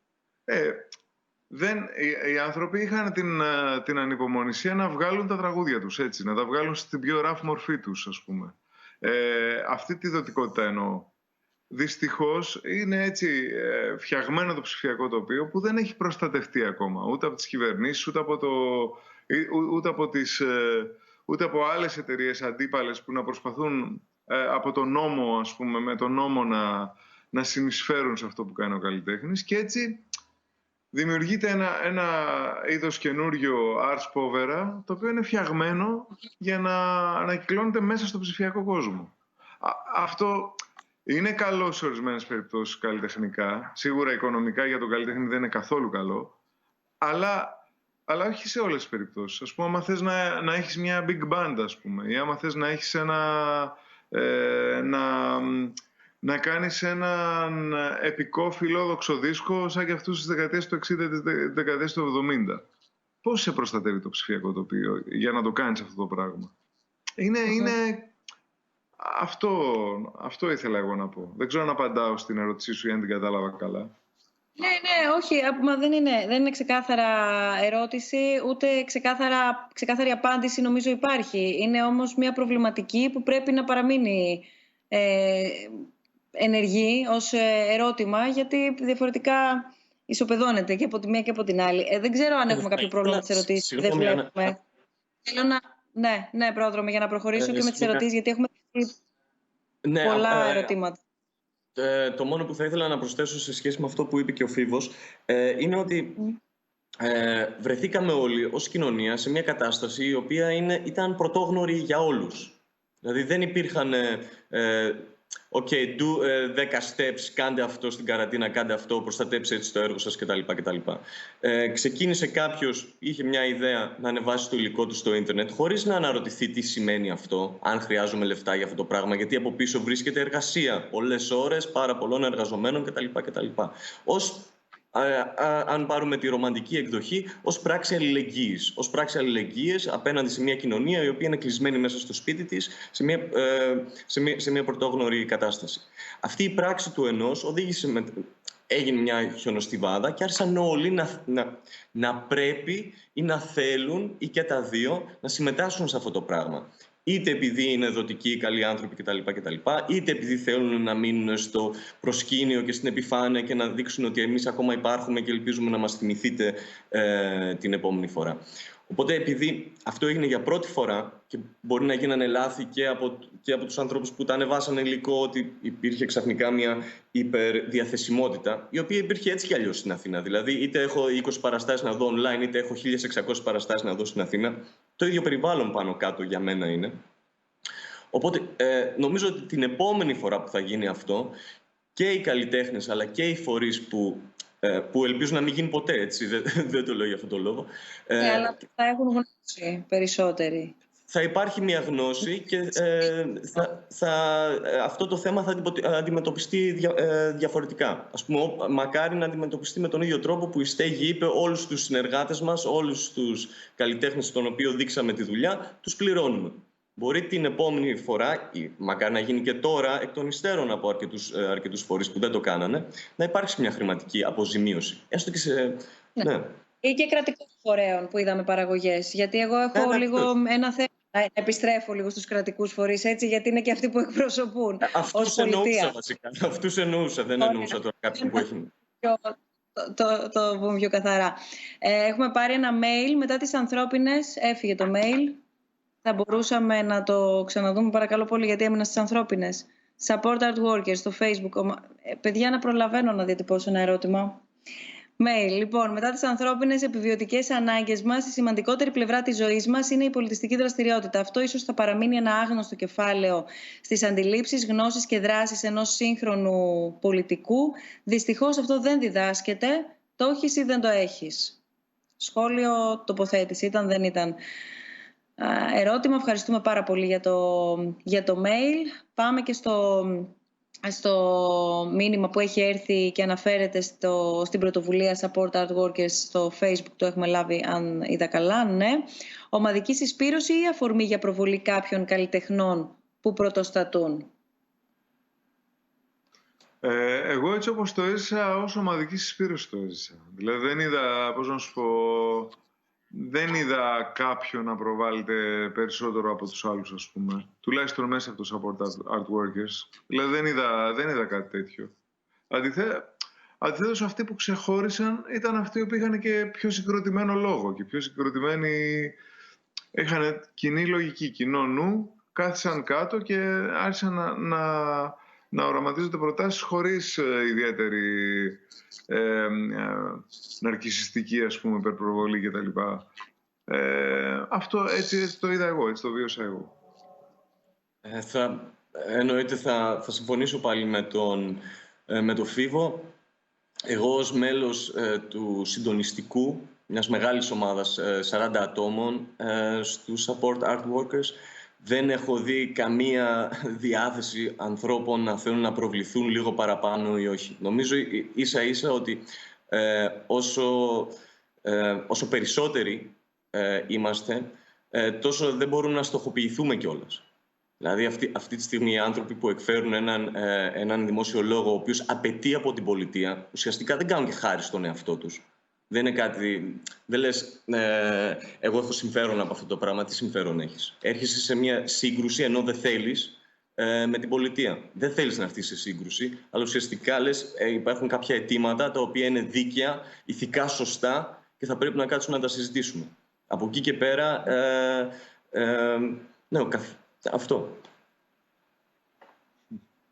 Με κάλυψες. Να προχωρήσουμε και στα επόμενα ερωτήματα. Για την επόμενη παράσταση. Μία, δεν σε ακούσαμε, πρόδρομε. Μια προσκλησούλα θέλει, μια προσκλησούλα. Σε βάλουμε. Μια προσκλήση. Σε όλους δεν θα δώσεις προσκλήσεις, γιατί εμείς που σε καλέσαμε μια πρόσκληση θα την πάρουμε. Λοιπόν, κάπως έτσι πάει το κακό, έτσι. Για να μην εξηγηθούμε. Καλά, κάτσε να τα διευκρινίζουμε όλα εδώ πέρα, γιατί... Λοιπόν, η συνεισφορά του Ιδρύματος Σταύρος Νιάρχος στον πολιτισμό, καθώς και του Ιδρύματος Ωνάση, είναι για μένα αδιαπραγμάτευτη. Μήπως είναι η ώρα να υπάρξει μια μεγαλύτερη παρεμβατικότητα, ώστε να χαραχθεί αυτή η στρατηγική που θα αναδείξει τον πολιτισμό μας ως αξιοποιήσιμο υλικό προβολή στο εξωτερικό, φαντάζομαι υπάρχει και Β,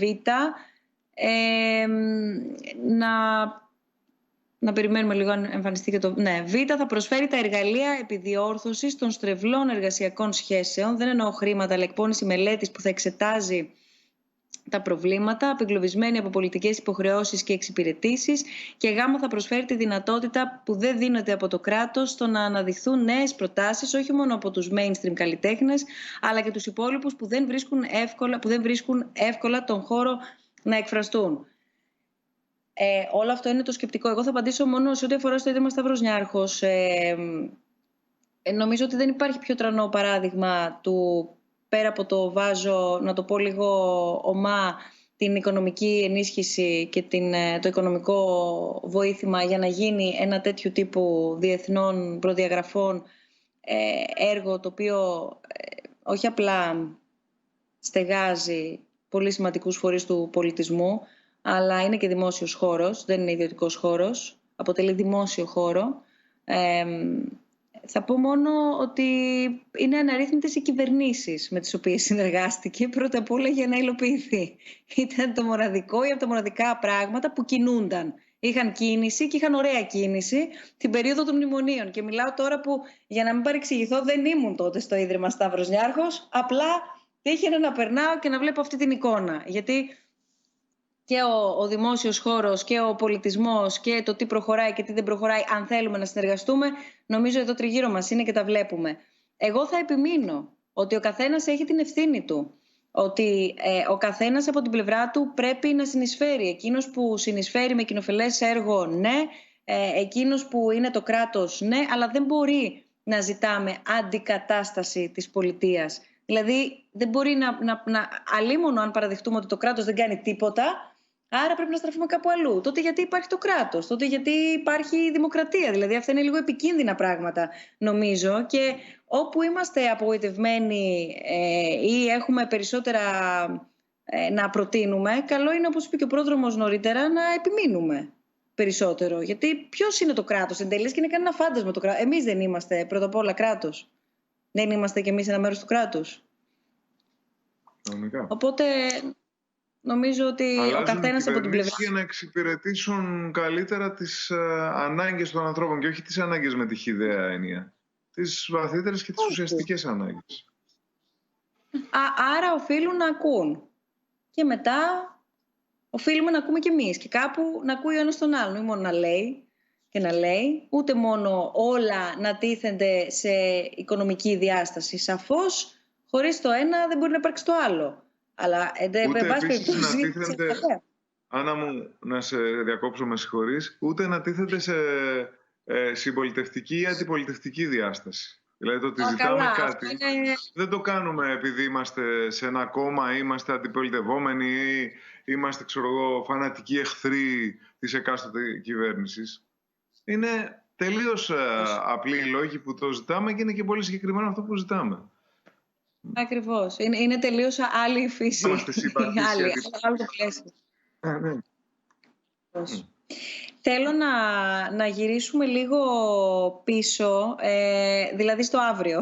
Είναι ενδιαφέρον αυτό να πάμε πίσω, αλλά στο αύριο, γιατί το αναφέρατε όμως. Και δεν είναι τυχαίο ότι το αναφέρατε και 2-3 φορές. Και άρα εδώ ενδεχομένως να υπάρχει κάποια, τουλάχιστον αυτό θέλουμε να ελπίσουμε, αισιοδοξία, χωρίς να υπάρχει καμία διάθεση να ωρεοποιηθεί. Και αν έχει κανείς ακούσει και παρακολουθήσει τη συζήτησή μας, αν μη τι άλλο το έχει διακρίνει αυτό, να ωρεοποιηθεί καμία κατάσταση ή να ονειροβατήσουμε ή να ονειροπολίσουμε με βάση αυτό το οποίο συμβαίνει σήμερα. Αλλά το εάν μπορεί να ακμάσει κάτι και τι μετά ή κατά τη διάρκεια τέλος πάντων όλης αυτής της ιστορίας, νομίζω είναι ένα ενδιαφέρον ερώτημα. Το έχουμε θέσει πρωτίστως σε όλους αυτούς τους ανθρώπους που μας έχουν μιλήσει. Οπότε, επανερχόμενοι από το βίντεο με τις απαντήσεις τους, περιμένουμε, Φίβο και Πρόδρομε, τις δικές σας απαντήσεις.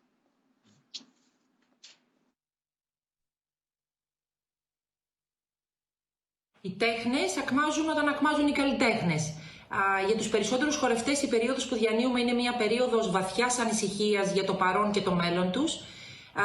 Ήδη όμως με τις υπάρχουσες προ-κορονοϊού συνθήκες είναι εξαιρετικά δύσκολο στην Ελλάδα να βιοποριστεί κάποιος ως καλλιτέχνης από την τέχνη του. Κάποιες μορφές τέχνης, όπως οι μεγάλες συναυλίες, μεγάλες θεατρικές παραστάσεις ή όπερα, απαιτούν μεγάλα ποσά. Άλλες όχι. Πάντως είναι δεδομένο ότι κάποιοι καλλιτέχνες, μάλλον ταγμένοι καλλιτέχνες, με λίγες τυπητές εξαιρέσεις, ζουν μόνιμα ζωές στέρησης. Οι καλλιτέχνες όμως, και αυτό πρέπει να επεδοθεί, είναι επαγγελματίες οι οποίοι βιοπορίζονται από την τέχνη τους και είναι εκείνοι που έχουν την ικανότητα να αφουγκράζονται τα όσα συμβαίνουν γύρω μας και να τα μετουσιώνουν δημιουργικά. Και παράλληλα, εκείνοι που μπορούν να καταλάβουν τη βαρύτητα των πραγμάτων και να θέσουν και αίρια ερωτήματα. Ωστόσο, για να φτάσει η έμπνευση να μετατραπεί σε ύλη, χρειάζονται χρήματα. Και οι καλλιτέχνες είναι και αυτοί επαγγελματίες, εργαζόμενοι, οικογενειάρχες, με επιθυμίες, με ανάγκες. Όταν αυτές δεν ικανοποιούνται, επηρεάζεται όχι μόνο η διάθεση, αλλά και η ψυχική υγεία, οι σχέσεις, η καθημερινότητα, επηρεάζονται τα πάντα. Ακριβώς όπως συμβαίνει στους εργαζόμενους οποιοδήποτε κλάδο. Πολλοί καλλιτέχνες κατορθώνουν να αντλήσουν έμπνευση ακόμα και από τις σκοτεινότερες και δυσκολότερες περιόδους της προσωπικής ζωής τους, αλλά και της ζωής μας γενικότερα. Από την άλλη, οι οικονομικές συνθήκες παίζουν τεράστιο ρόλο παγκοσμίως πλέον και επηρεάζουν τις ζωές όλων των ανθρώπων που ασχολούνται συνολικά στο περιβάλλον των τεχνών. Οπότε αυτό είναι δεδομένο ότι καθιστά λίγο πιο δύσκολη την δημιουργία υπό αυτές τις δύσκολες συνθήκες. Θα επιμείνω να αντιδιαστήλω την οικονομική παράμετρο από την καλλιτεχνική δημιουργία. Ναι, αναμφισβήτητα είμαστε σε θέση, σε εποχές περισυλλογής, όπως προανέφερα, να κεφαλαιοποιήσουμε όλη αυτή τη δραστηριότητα, όλη αυτή την ευαισθησία την οποία συγκεντρώνουμε. Από τη στιγμή που οι τέχνες αυτή τη στιγμή βρίσκονται σε καραντίνα, οι άνθρωποι αντιμετωπίζουν τις τεράστιες ελλείψεις σε παγκόσμιο επίπεδο πολιτιστικής στρατηγικής. Η πανδημία θα αφήσει ένα χρόνιο αντίκτυπο στην οικονομία του πολιτισμού και δεν εννοώ μόνο στη διαβίωση καλλιτεχνών και πολιτιστικών οργανισμών. Ο τομέας αυτός καλείται να δημιουργήσει, καλείται να προστατεύσει και να διασφαλίσει τα δικαιώματα της ψηφιοποίησης, του περιεχομένου και της ελευθερίας της έκφρασης. Οι καλλιτέχνες επαναπροσδιορίζουν το έργο τους και τη σχέση τους με το κοινό και ήδη τα δείγματα που έχουμε δει είναι εντυπωσιακά, είναι πολλά υποσχόμενα. Θα κλείσω με κάτι που έλεγε ο Μάο. Μεγάλη αναταραχή, θαυμάσια κατάσταση. Νομίζω ότι σε τέτοιες εποχές η τέχνη πρέπει να ανθίζει και ανθίζει. Μην ξεχνάμε ότι με τον πόλεμο γινόταν οι ωραίες παραστάσεις. Γιατί αισθανόμαστε ότι πρέπει να κάνουμε μέσω της τέχνης να ανθίσει και η οικονομία και όλα. Οπότε μέσα από την τέχνη θα σωθούμε.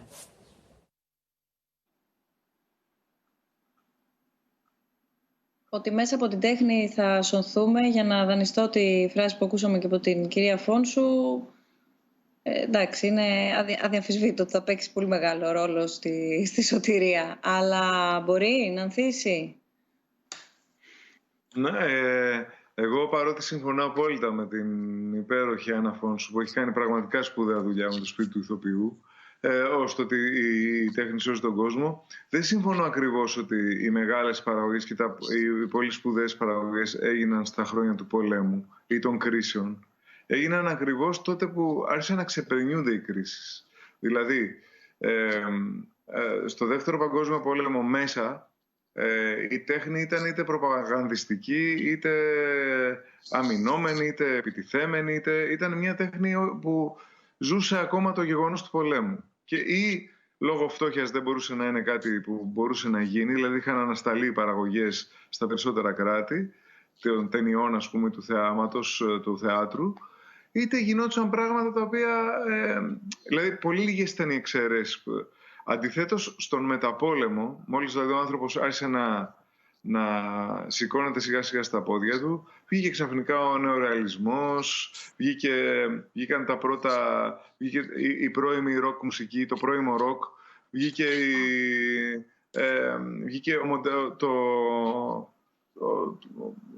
ένα πολύ σπουδαίο θεατρικό κίνημα, ευρωπαϊκό, κεντροευρωπαϊκό.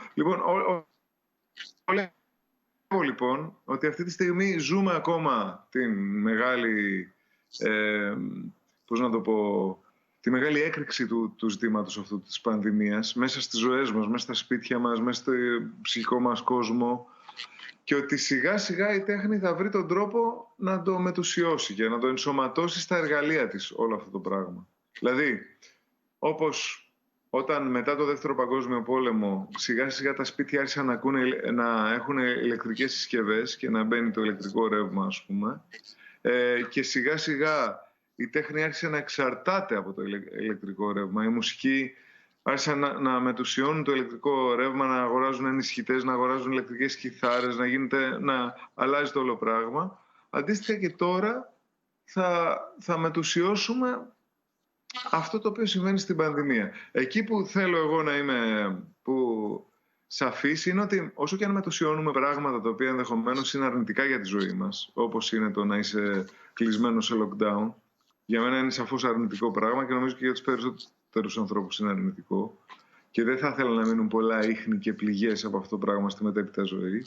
Λοιπόν, όσο και αν μετουσιώσουμε αυτή την εμπειρία, πάντα η στάση του καλλιτέχνη θα είναι αντίθετη σε αυτό. Θα είναι δηλαδή να ξαναελευθερωθεί ο άνθρωπος. Αυτό είναι πάντα αυτό που κάνει.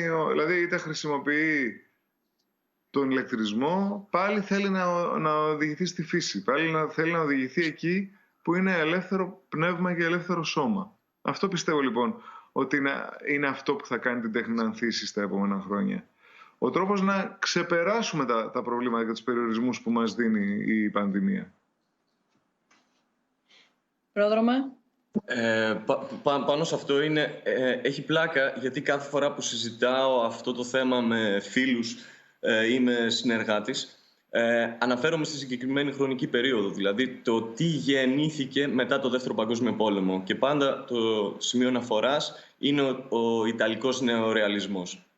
Δηλαδή πώς οι άνθρωποι συνέχισαν, δεν επέστρεψαν σε μια κανονικότητα, αλλά την εμπειρία τους τη διοχέτευσαν σε κάτι διαφορετικό. Αυτός είναι και, πώς να το πω, ένας από τους λόγους ή ο βασικός ρόλος που βλέπω εγώ στην τέχνη. Δηλαδή η ευαισθητοποίηση απέναντι σε κοινωνικές αδικίες, το ότι δημιουργεί μορφές αλληλεγγύης, ότι μέσα σε έναν χώρο θεατρικό ή οτιδήποτε ανοίγει ένας διάλογος ξαφνικά και αναζητώνται εναλλακτικές, κοινά σημεία, ένα έδαφος συνεννόησης για το πώς ονειρευόμαστε μια κοινωνία. Πώς θα θέλαμε να βελτιώσουμε μια κοινωνία.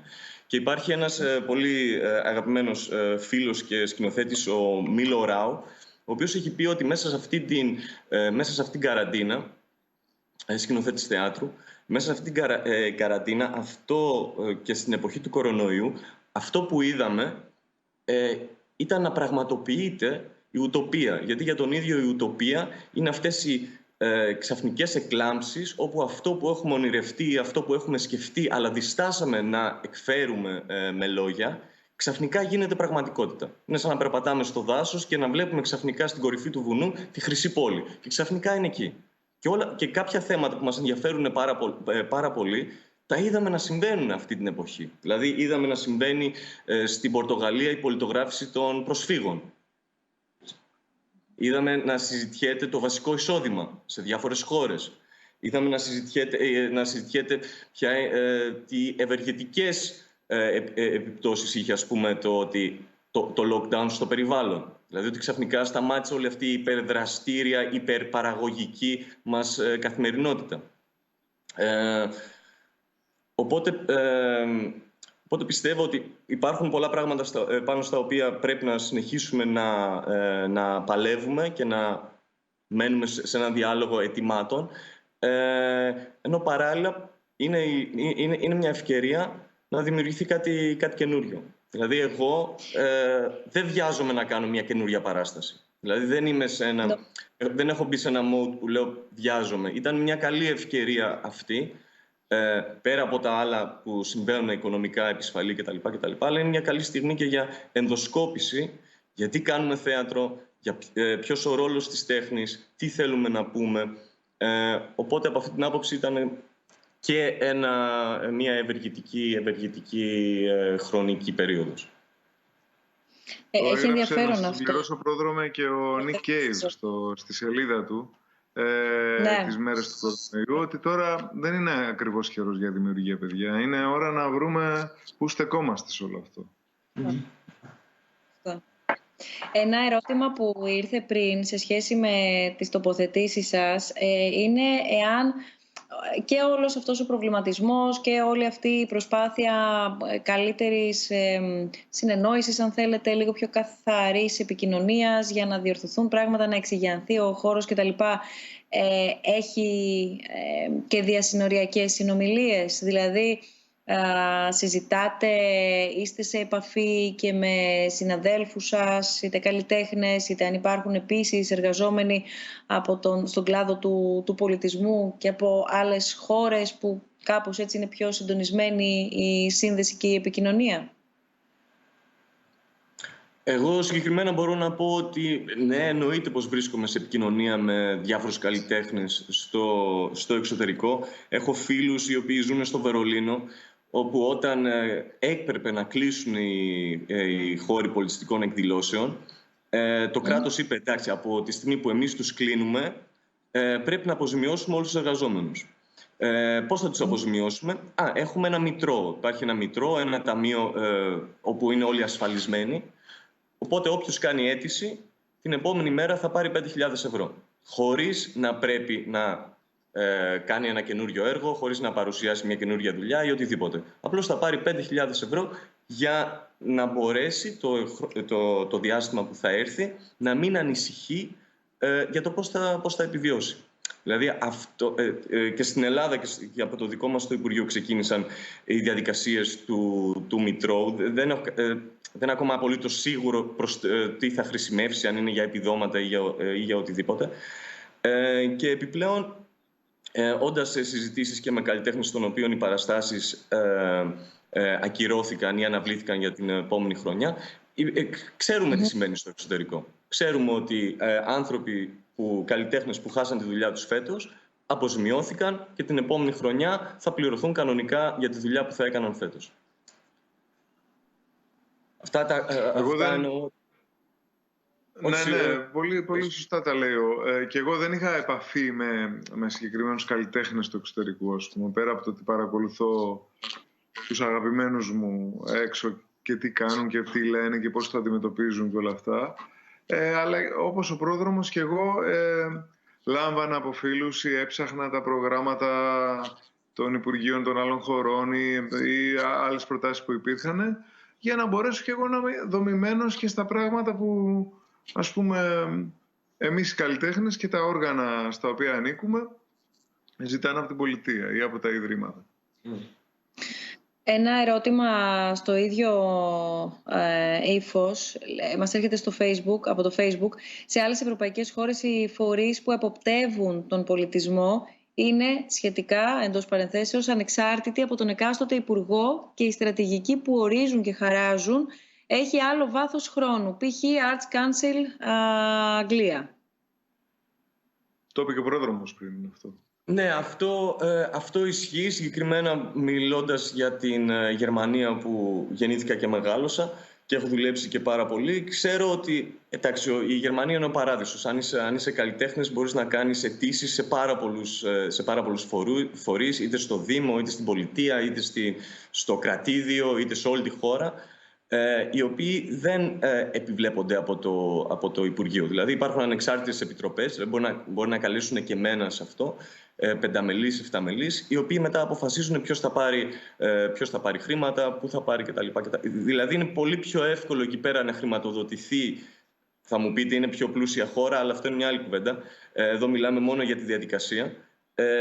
Και εκεί πέρα είναι πολύ πιο εύκολο να χρηματοδοτηθείς και είναι και πιο, ας πούμε, πιο σωστές οι διαδικασίες. Οι πολιτικοί έχουν πολλά να κερδίσουν από την επινοητικότητα των καλλιτεχνών και τη δυνατότητά τους να προσαρμόζονται σε πρωτόγνωρες καταστάσεις, βρίσκοντας τρόπο να δημιουργήσουν ελεύθερα μέσα από τους περιορισμούς. Νομίζετε ότι υπάρχει κάποιος τρόπος για να το κατανοήσει αυτό η πολιτεία και να ενισχύσει την καλλιτεχνική δημιουργία ακριβώς για αυτόν τον λόγο?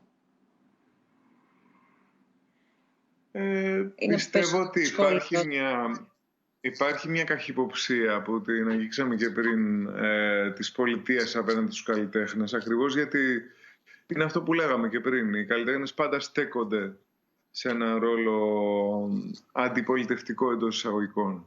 Σε όποια και αν είναι η εξουσία, όποια και αν είναι η μορφή της. Λοιπόν, άρα συνήθως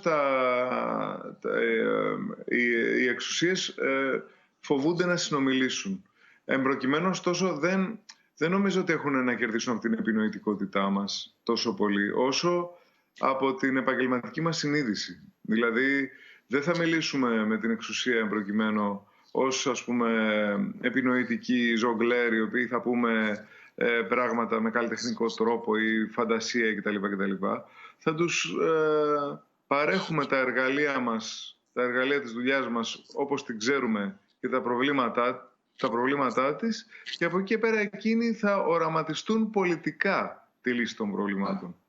Εμείς δεν είμαστε πράγματι καλλιτέχνες, οπότε μπορούμε να οραματιστούμε καλλιτεχνικά τη λύση των ψυχικών προβλημάτων, των κοινωνικών προβλημάτων ή των, πολιτικών προβλημάτων, αλλά εκείνοι οφείλουν να πάρουν την επαγγελματική μας συνείδηση και να την κάνουν ένα πολιτικό όραμα για να φτιάξουν πράγματα σαν το Arts Council ή σαν αυτό που έλεγε ο πρόδρομος πριν από λίγο για τη Γερμανία. Πρόδρομε, δεν ξέρω αν... Δεν έχω κάτι να προσθέσω ως προς αυτό που είπε.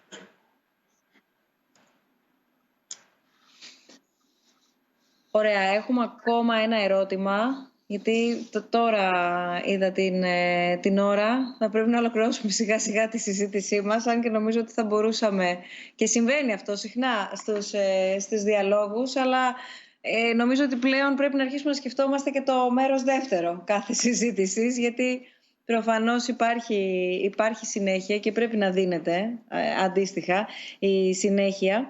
Να πω επίσης ότι μιας και αναφερθήκαμε στα φεστιβάλ, στις διοργανώσεις, και έτσι όπως όλοι από όσους μπορούν και έχουν τη δυνατότητα να αναπροσαρμόσουν το πρόγραμμά τους, τον προγραμματισμό τους ευρύτερα και τη διαχείριση αυτού, αντίστοιχα και το Summer Nostos Festival του Ιδρύματος Σταύρος Νιάρχος, που πραγματοποιείται κάθε καλοκαίρι στο Κέντρο Πολιτισμού Ίδρυμα Σταύρος Νιάρχος και είναι εντελώς δωρεάν για το κοινό.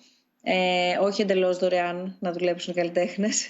Είναι εντελώς δωρεάν η πρόσβαση για το κοινό και έχει μία σειρά από καλλιτεχνικές παραστάσεις, από πάρα πολλές συναυλίες, από παραστάσεις χορού, από παραστάσεις όπερας, από πάρα πολλές δραστηριότητες για κάθε ηλικία, για κάθε γούστο, για νερό στο κανάλι, για γρασίδι στο πάρκο ή στο Ξέφωτο και ούτω καθεξής, για παραγωγές πάρα πολλές στο πλαίσιο και στο χώρο της εθνικής λυρικής σκηνής, καθώς επίσης και το συνέδριο, επίσης ανοιχτό, με σειρά προσωπικότητων που έρχονται για να εμπνεύσουν και όχι να μιλήσουν μια ξύλινη γλώσσα γύρω από ένα θέμα, και το οποίο λαμβάνει χώρα μέσα και κατά τη διάρκεια του φεστιβάλ, είναι μέρος του Summer Nostos Festival, και εμείς με πολύ δυσκολία από πολύ νωρίς, ακριβώς επειδή μιλάμε για ένα πλήθος ανθρώπων, συνεργατών, συναδέλφων, εσωτερικών συνεργασιών, εξωτερικών συνεργασιών από την Ελλάδα, από το εξωτερικό, με καλλιτέχνες επίσης από την Ελλάδα και το εξωτερικό, με μιλητές από την Ελλάδα και το εξωτερικό.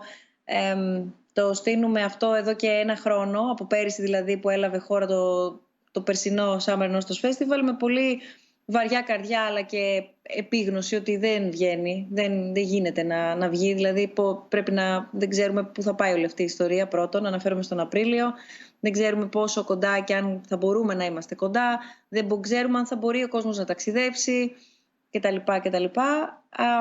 Προχωρήσαμε στην ακύρωση, όπως πολλοί οργανισμοί του φεστιβάλ, και κάπου εκεί ψάξαμε να βρούμε τον τρόπο που και εμείς θα προσαρμοστούμε ως διοργάνωση, και θα υπάρξουμε διαδικτυακά σε μια πολύ ενδιαφέρουσα μίξη όμως, που θα εμπεριέχει μια γκάμα από live, είτε καλλιτεχνικό έργο που παράγουν καλλιτέχνες ή που θα παράξουν live καλλιτέχνες, από ομιλητές που θα μιλήσουν, θα παρουσιάσουν ή θα συζητήσουν live.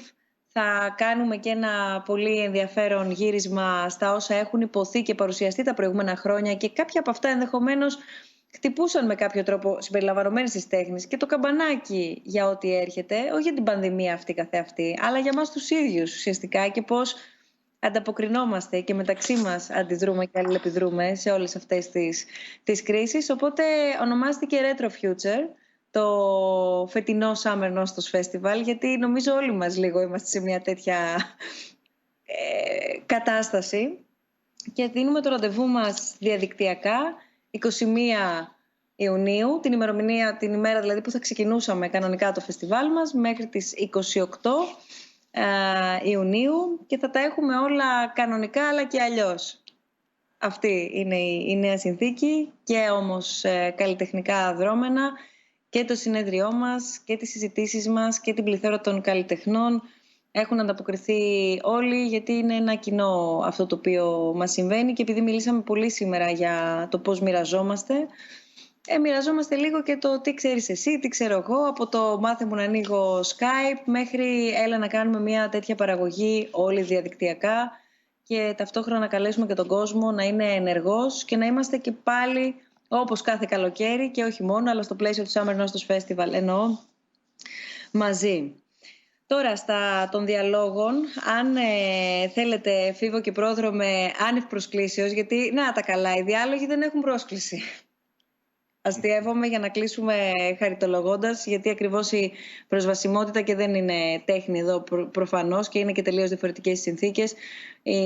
Η πρόσβαση και η προσβασιμότητα όταν ήμασταν φυσική παρουσία στις συζητήσεις μας είναι ανοιχτή και ίση και ίδια για όλους. Αν ενδιαφέρεστε λοιπόν τώρα που συμμετείχατε και εσείς στη συζήτησή μας για την επόμενη συζήτησή μας, να σας πω ότι είναι την Τετάρτη 10 Ιουνίου στις 6:30 το απόγευμα. Το θέμα μας είναι ο τουρισμός και για την ακρίβεια τα αχαρτογράφητα νερά στα οποία μπαίνει ο κόσμος του τουρισμού,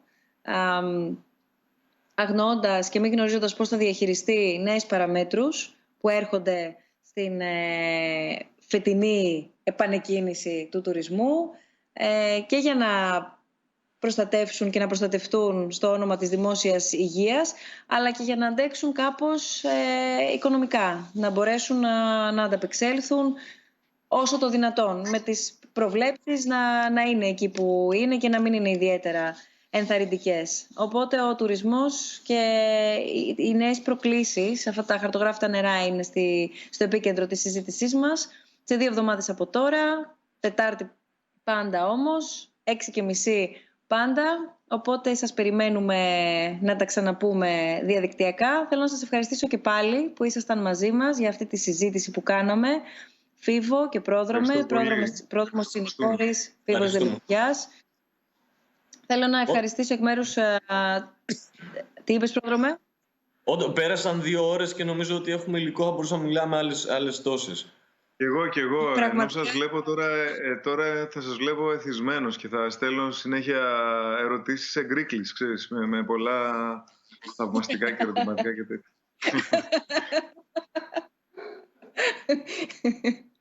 Λοιπόν, περιμένουμε ευπρόσδεκτες οι ερωτήσεις και τα σχόλια. Κάτι με έκανες και το ξέχασα τώρα αυτό που ήθελα να πω, γιατί γελάνε όλοι με αυτό που είπες. Όλοι εννοώ τους έναν-δύο που βρίσκονται σε απόσταση προφανώς και είμαστε εδώ, έτσι, για να βγει το live και live η συζήτηση. Σας ευχαριστώ πολύ και πάλι και τους δύο. Θέλω να πω ότι θα σας αποχαιρετήσουμε με ένα από τα πολλά βίντεο τα οποία έχουν βγει, στέλνοντας το μήνυμά τους καλλιτέχνες και εργαζόμενοι στην τέχνη και τον πολιτισμό. Αναφερθήκατε και αναφέρθηκαν και οι φίλοι και οι φίλες που μας παρακολουθούν νωρίτερα από το Support Art Workers. Είναι πάρα πολλοί και από πάρα πολλές πόλεις και φαντάζομαι ότι είναι και πολλοί εκείνοι οι οποίοι δεν έτυχε να ενταχθούν σε αυτές τις παραγωγές ή μπορεί για κάποιο λόγο να μην υπάρχει υπογραφή τους κάτω από τις όποιες θέσεις και πρωτοβουλίες. Νομίζω το μήνυμα και η αξία είναι μία, είναι κοινή και υπεύθυνοι ταυτόχρονα είμαστε όλοι μας. Οπότε θα κλείσουμε με ένα βίντεο που έχει γυριστεί στην Αθήνα και ένα που έχει γυριστεί αντίστοιχα στη Θεσσαλονίκη. Υπάρχουν και από την Πάτρα, υπάρχουν και από πάρα πολλές πόλεις, ξαναλέω, υπάρχουν και από την Κύπρο, υπάρχουν πολλά, γιατί είναι πολύς ο κόσμος και είναι και πολύ μεγάλο και το κομμάτι, θα το επαναλάβω, του πολιτισμού και των τεχνών και μας αφορά πολύ. Σας ευχαριστώ πάρα πολύ και πάλι. Καλή συνέχεια σε όλους και επόμενη ημερομηνία και ώρα συνάντησης Τετάρτη 10 Ιουνίου στις 6:30 το απόγευμα. Καλή συνέχεια. Καλό βράδυ.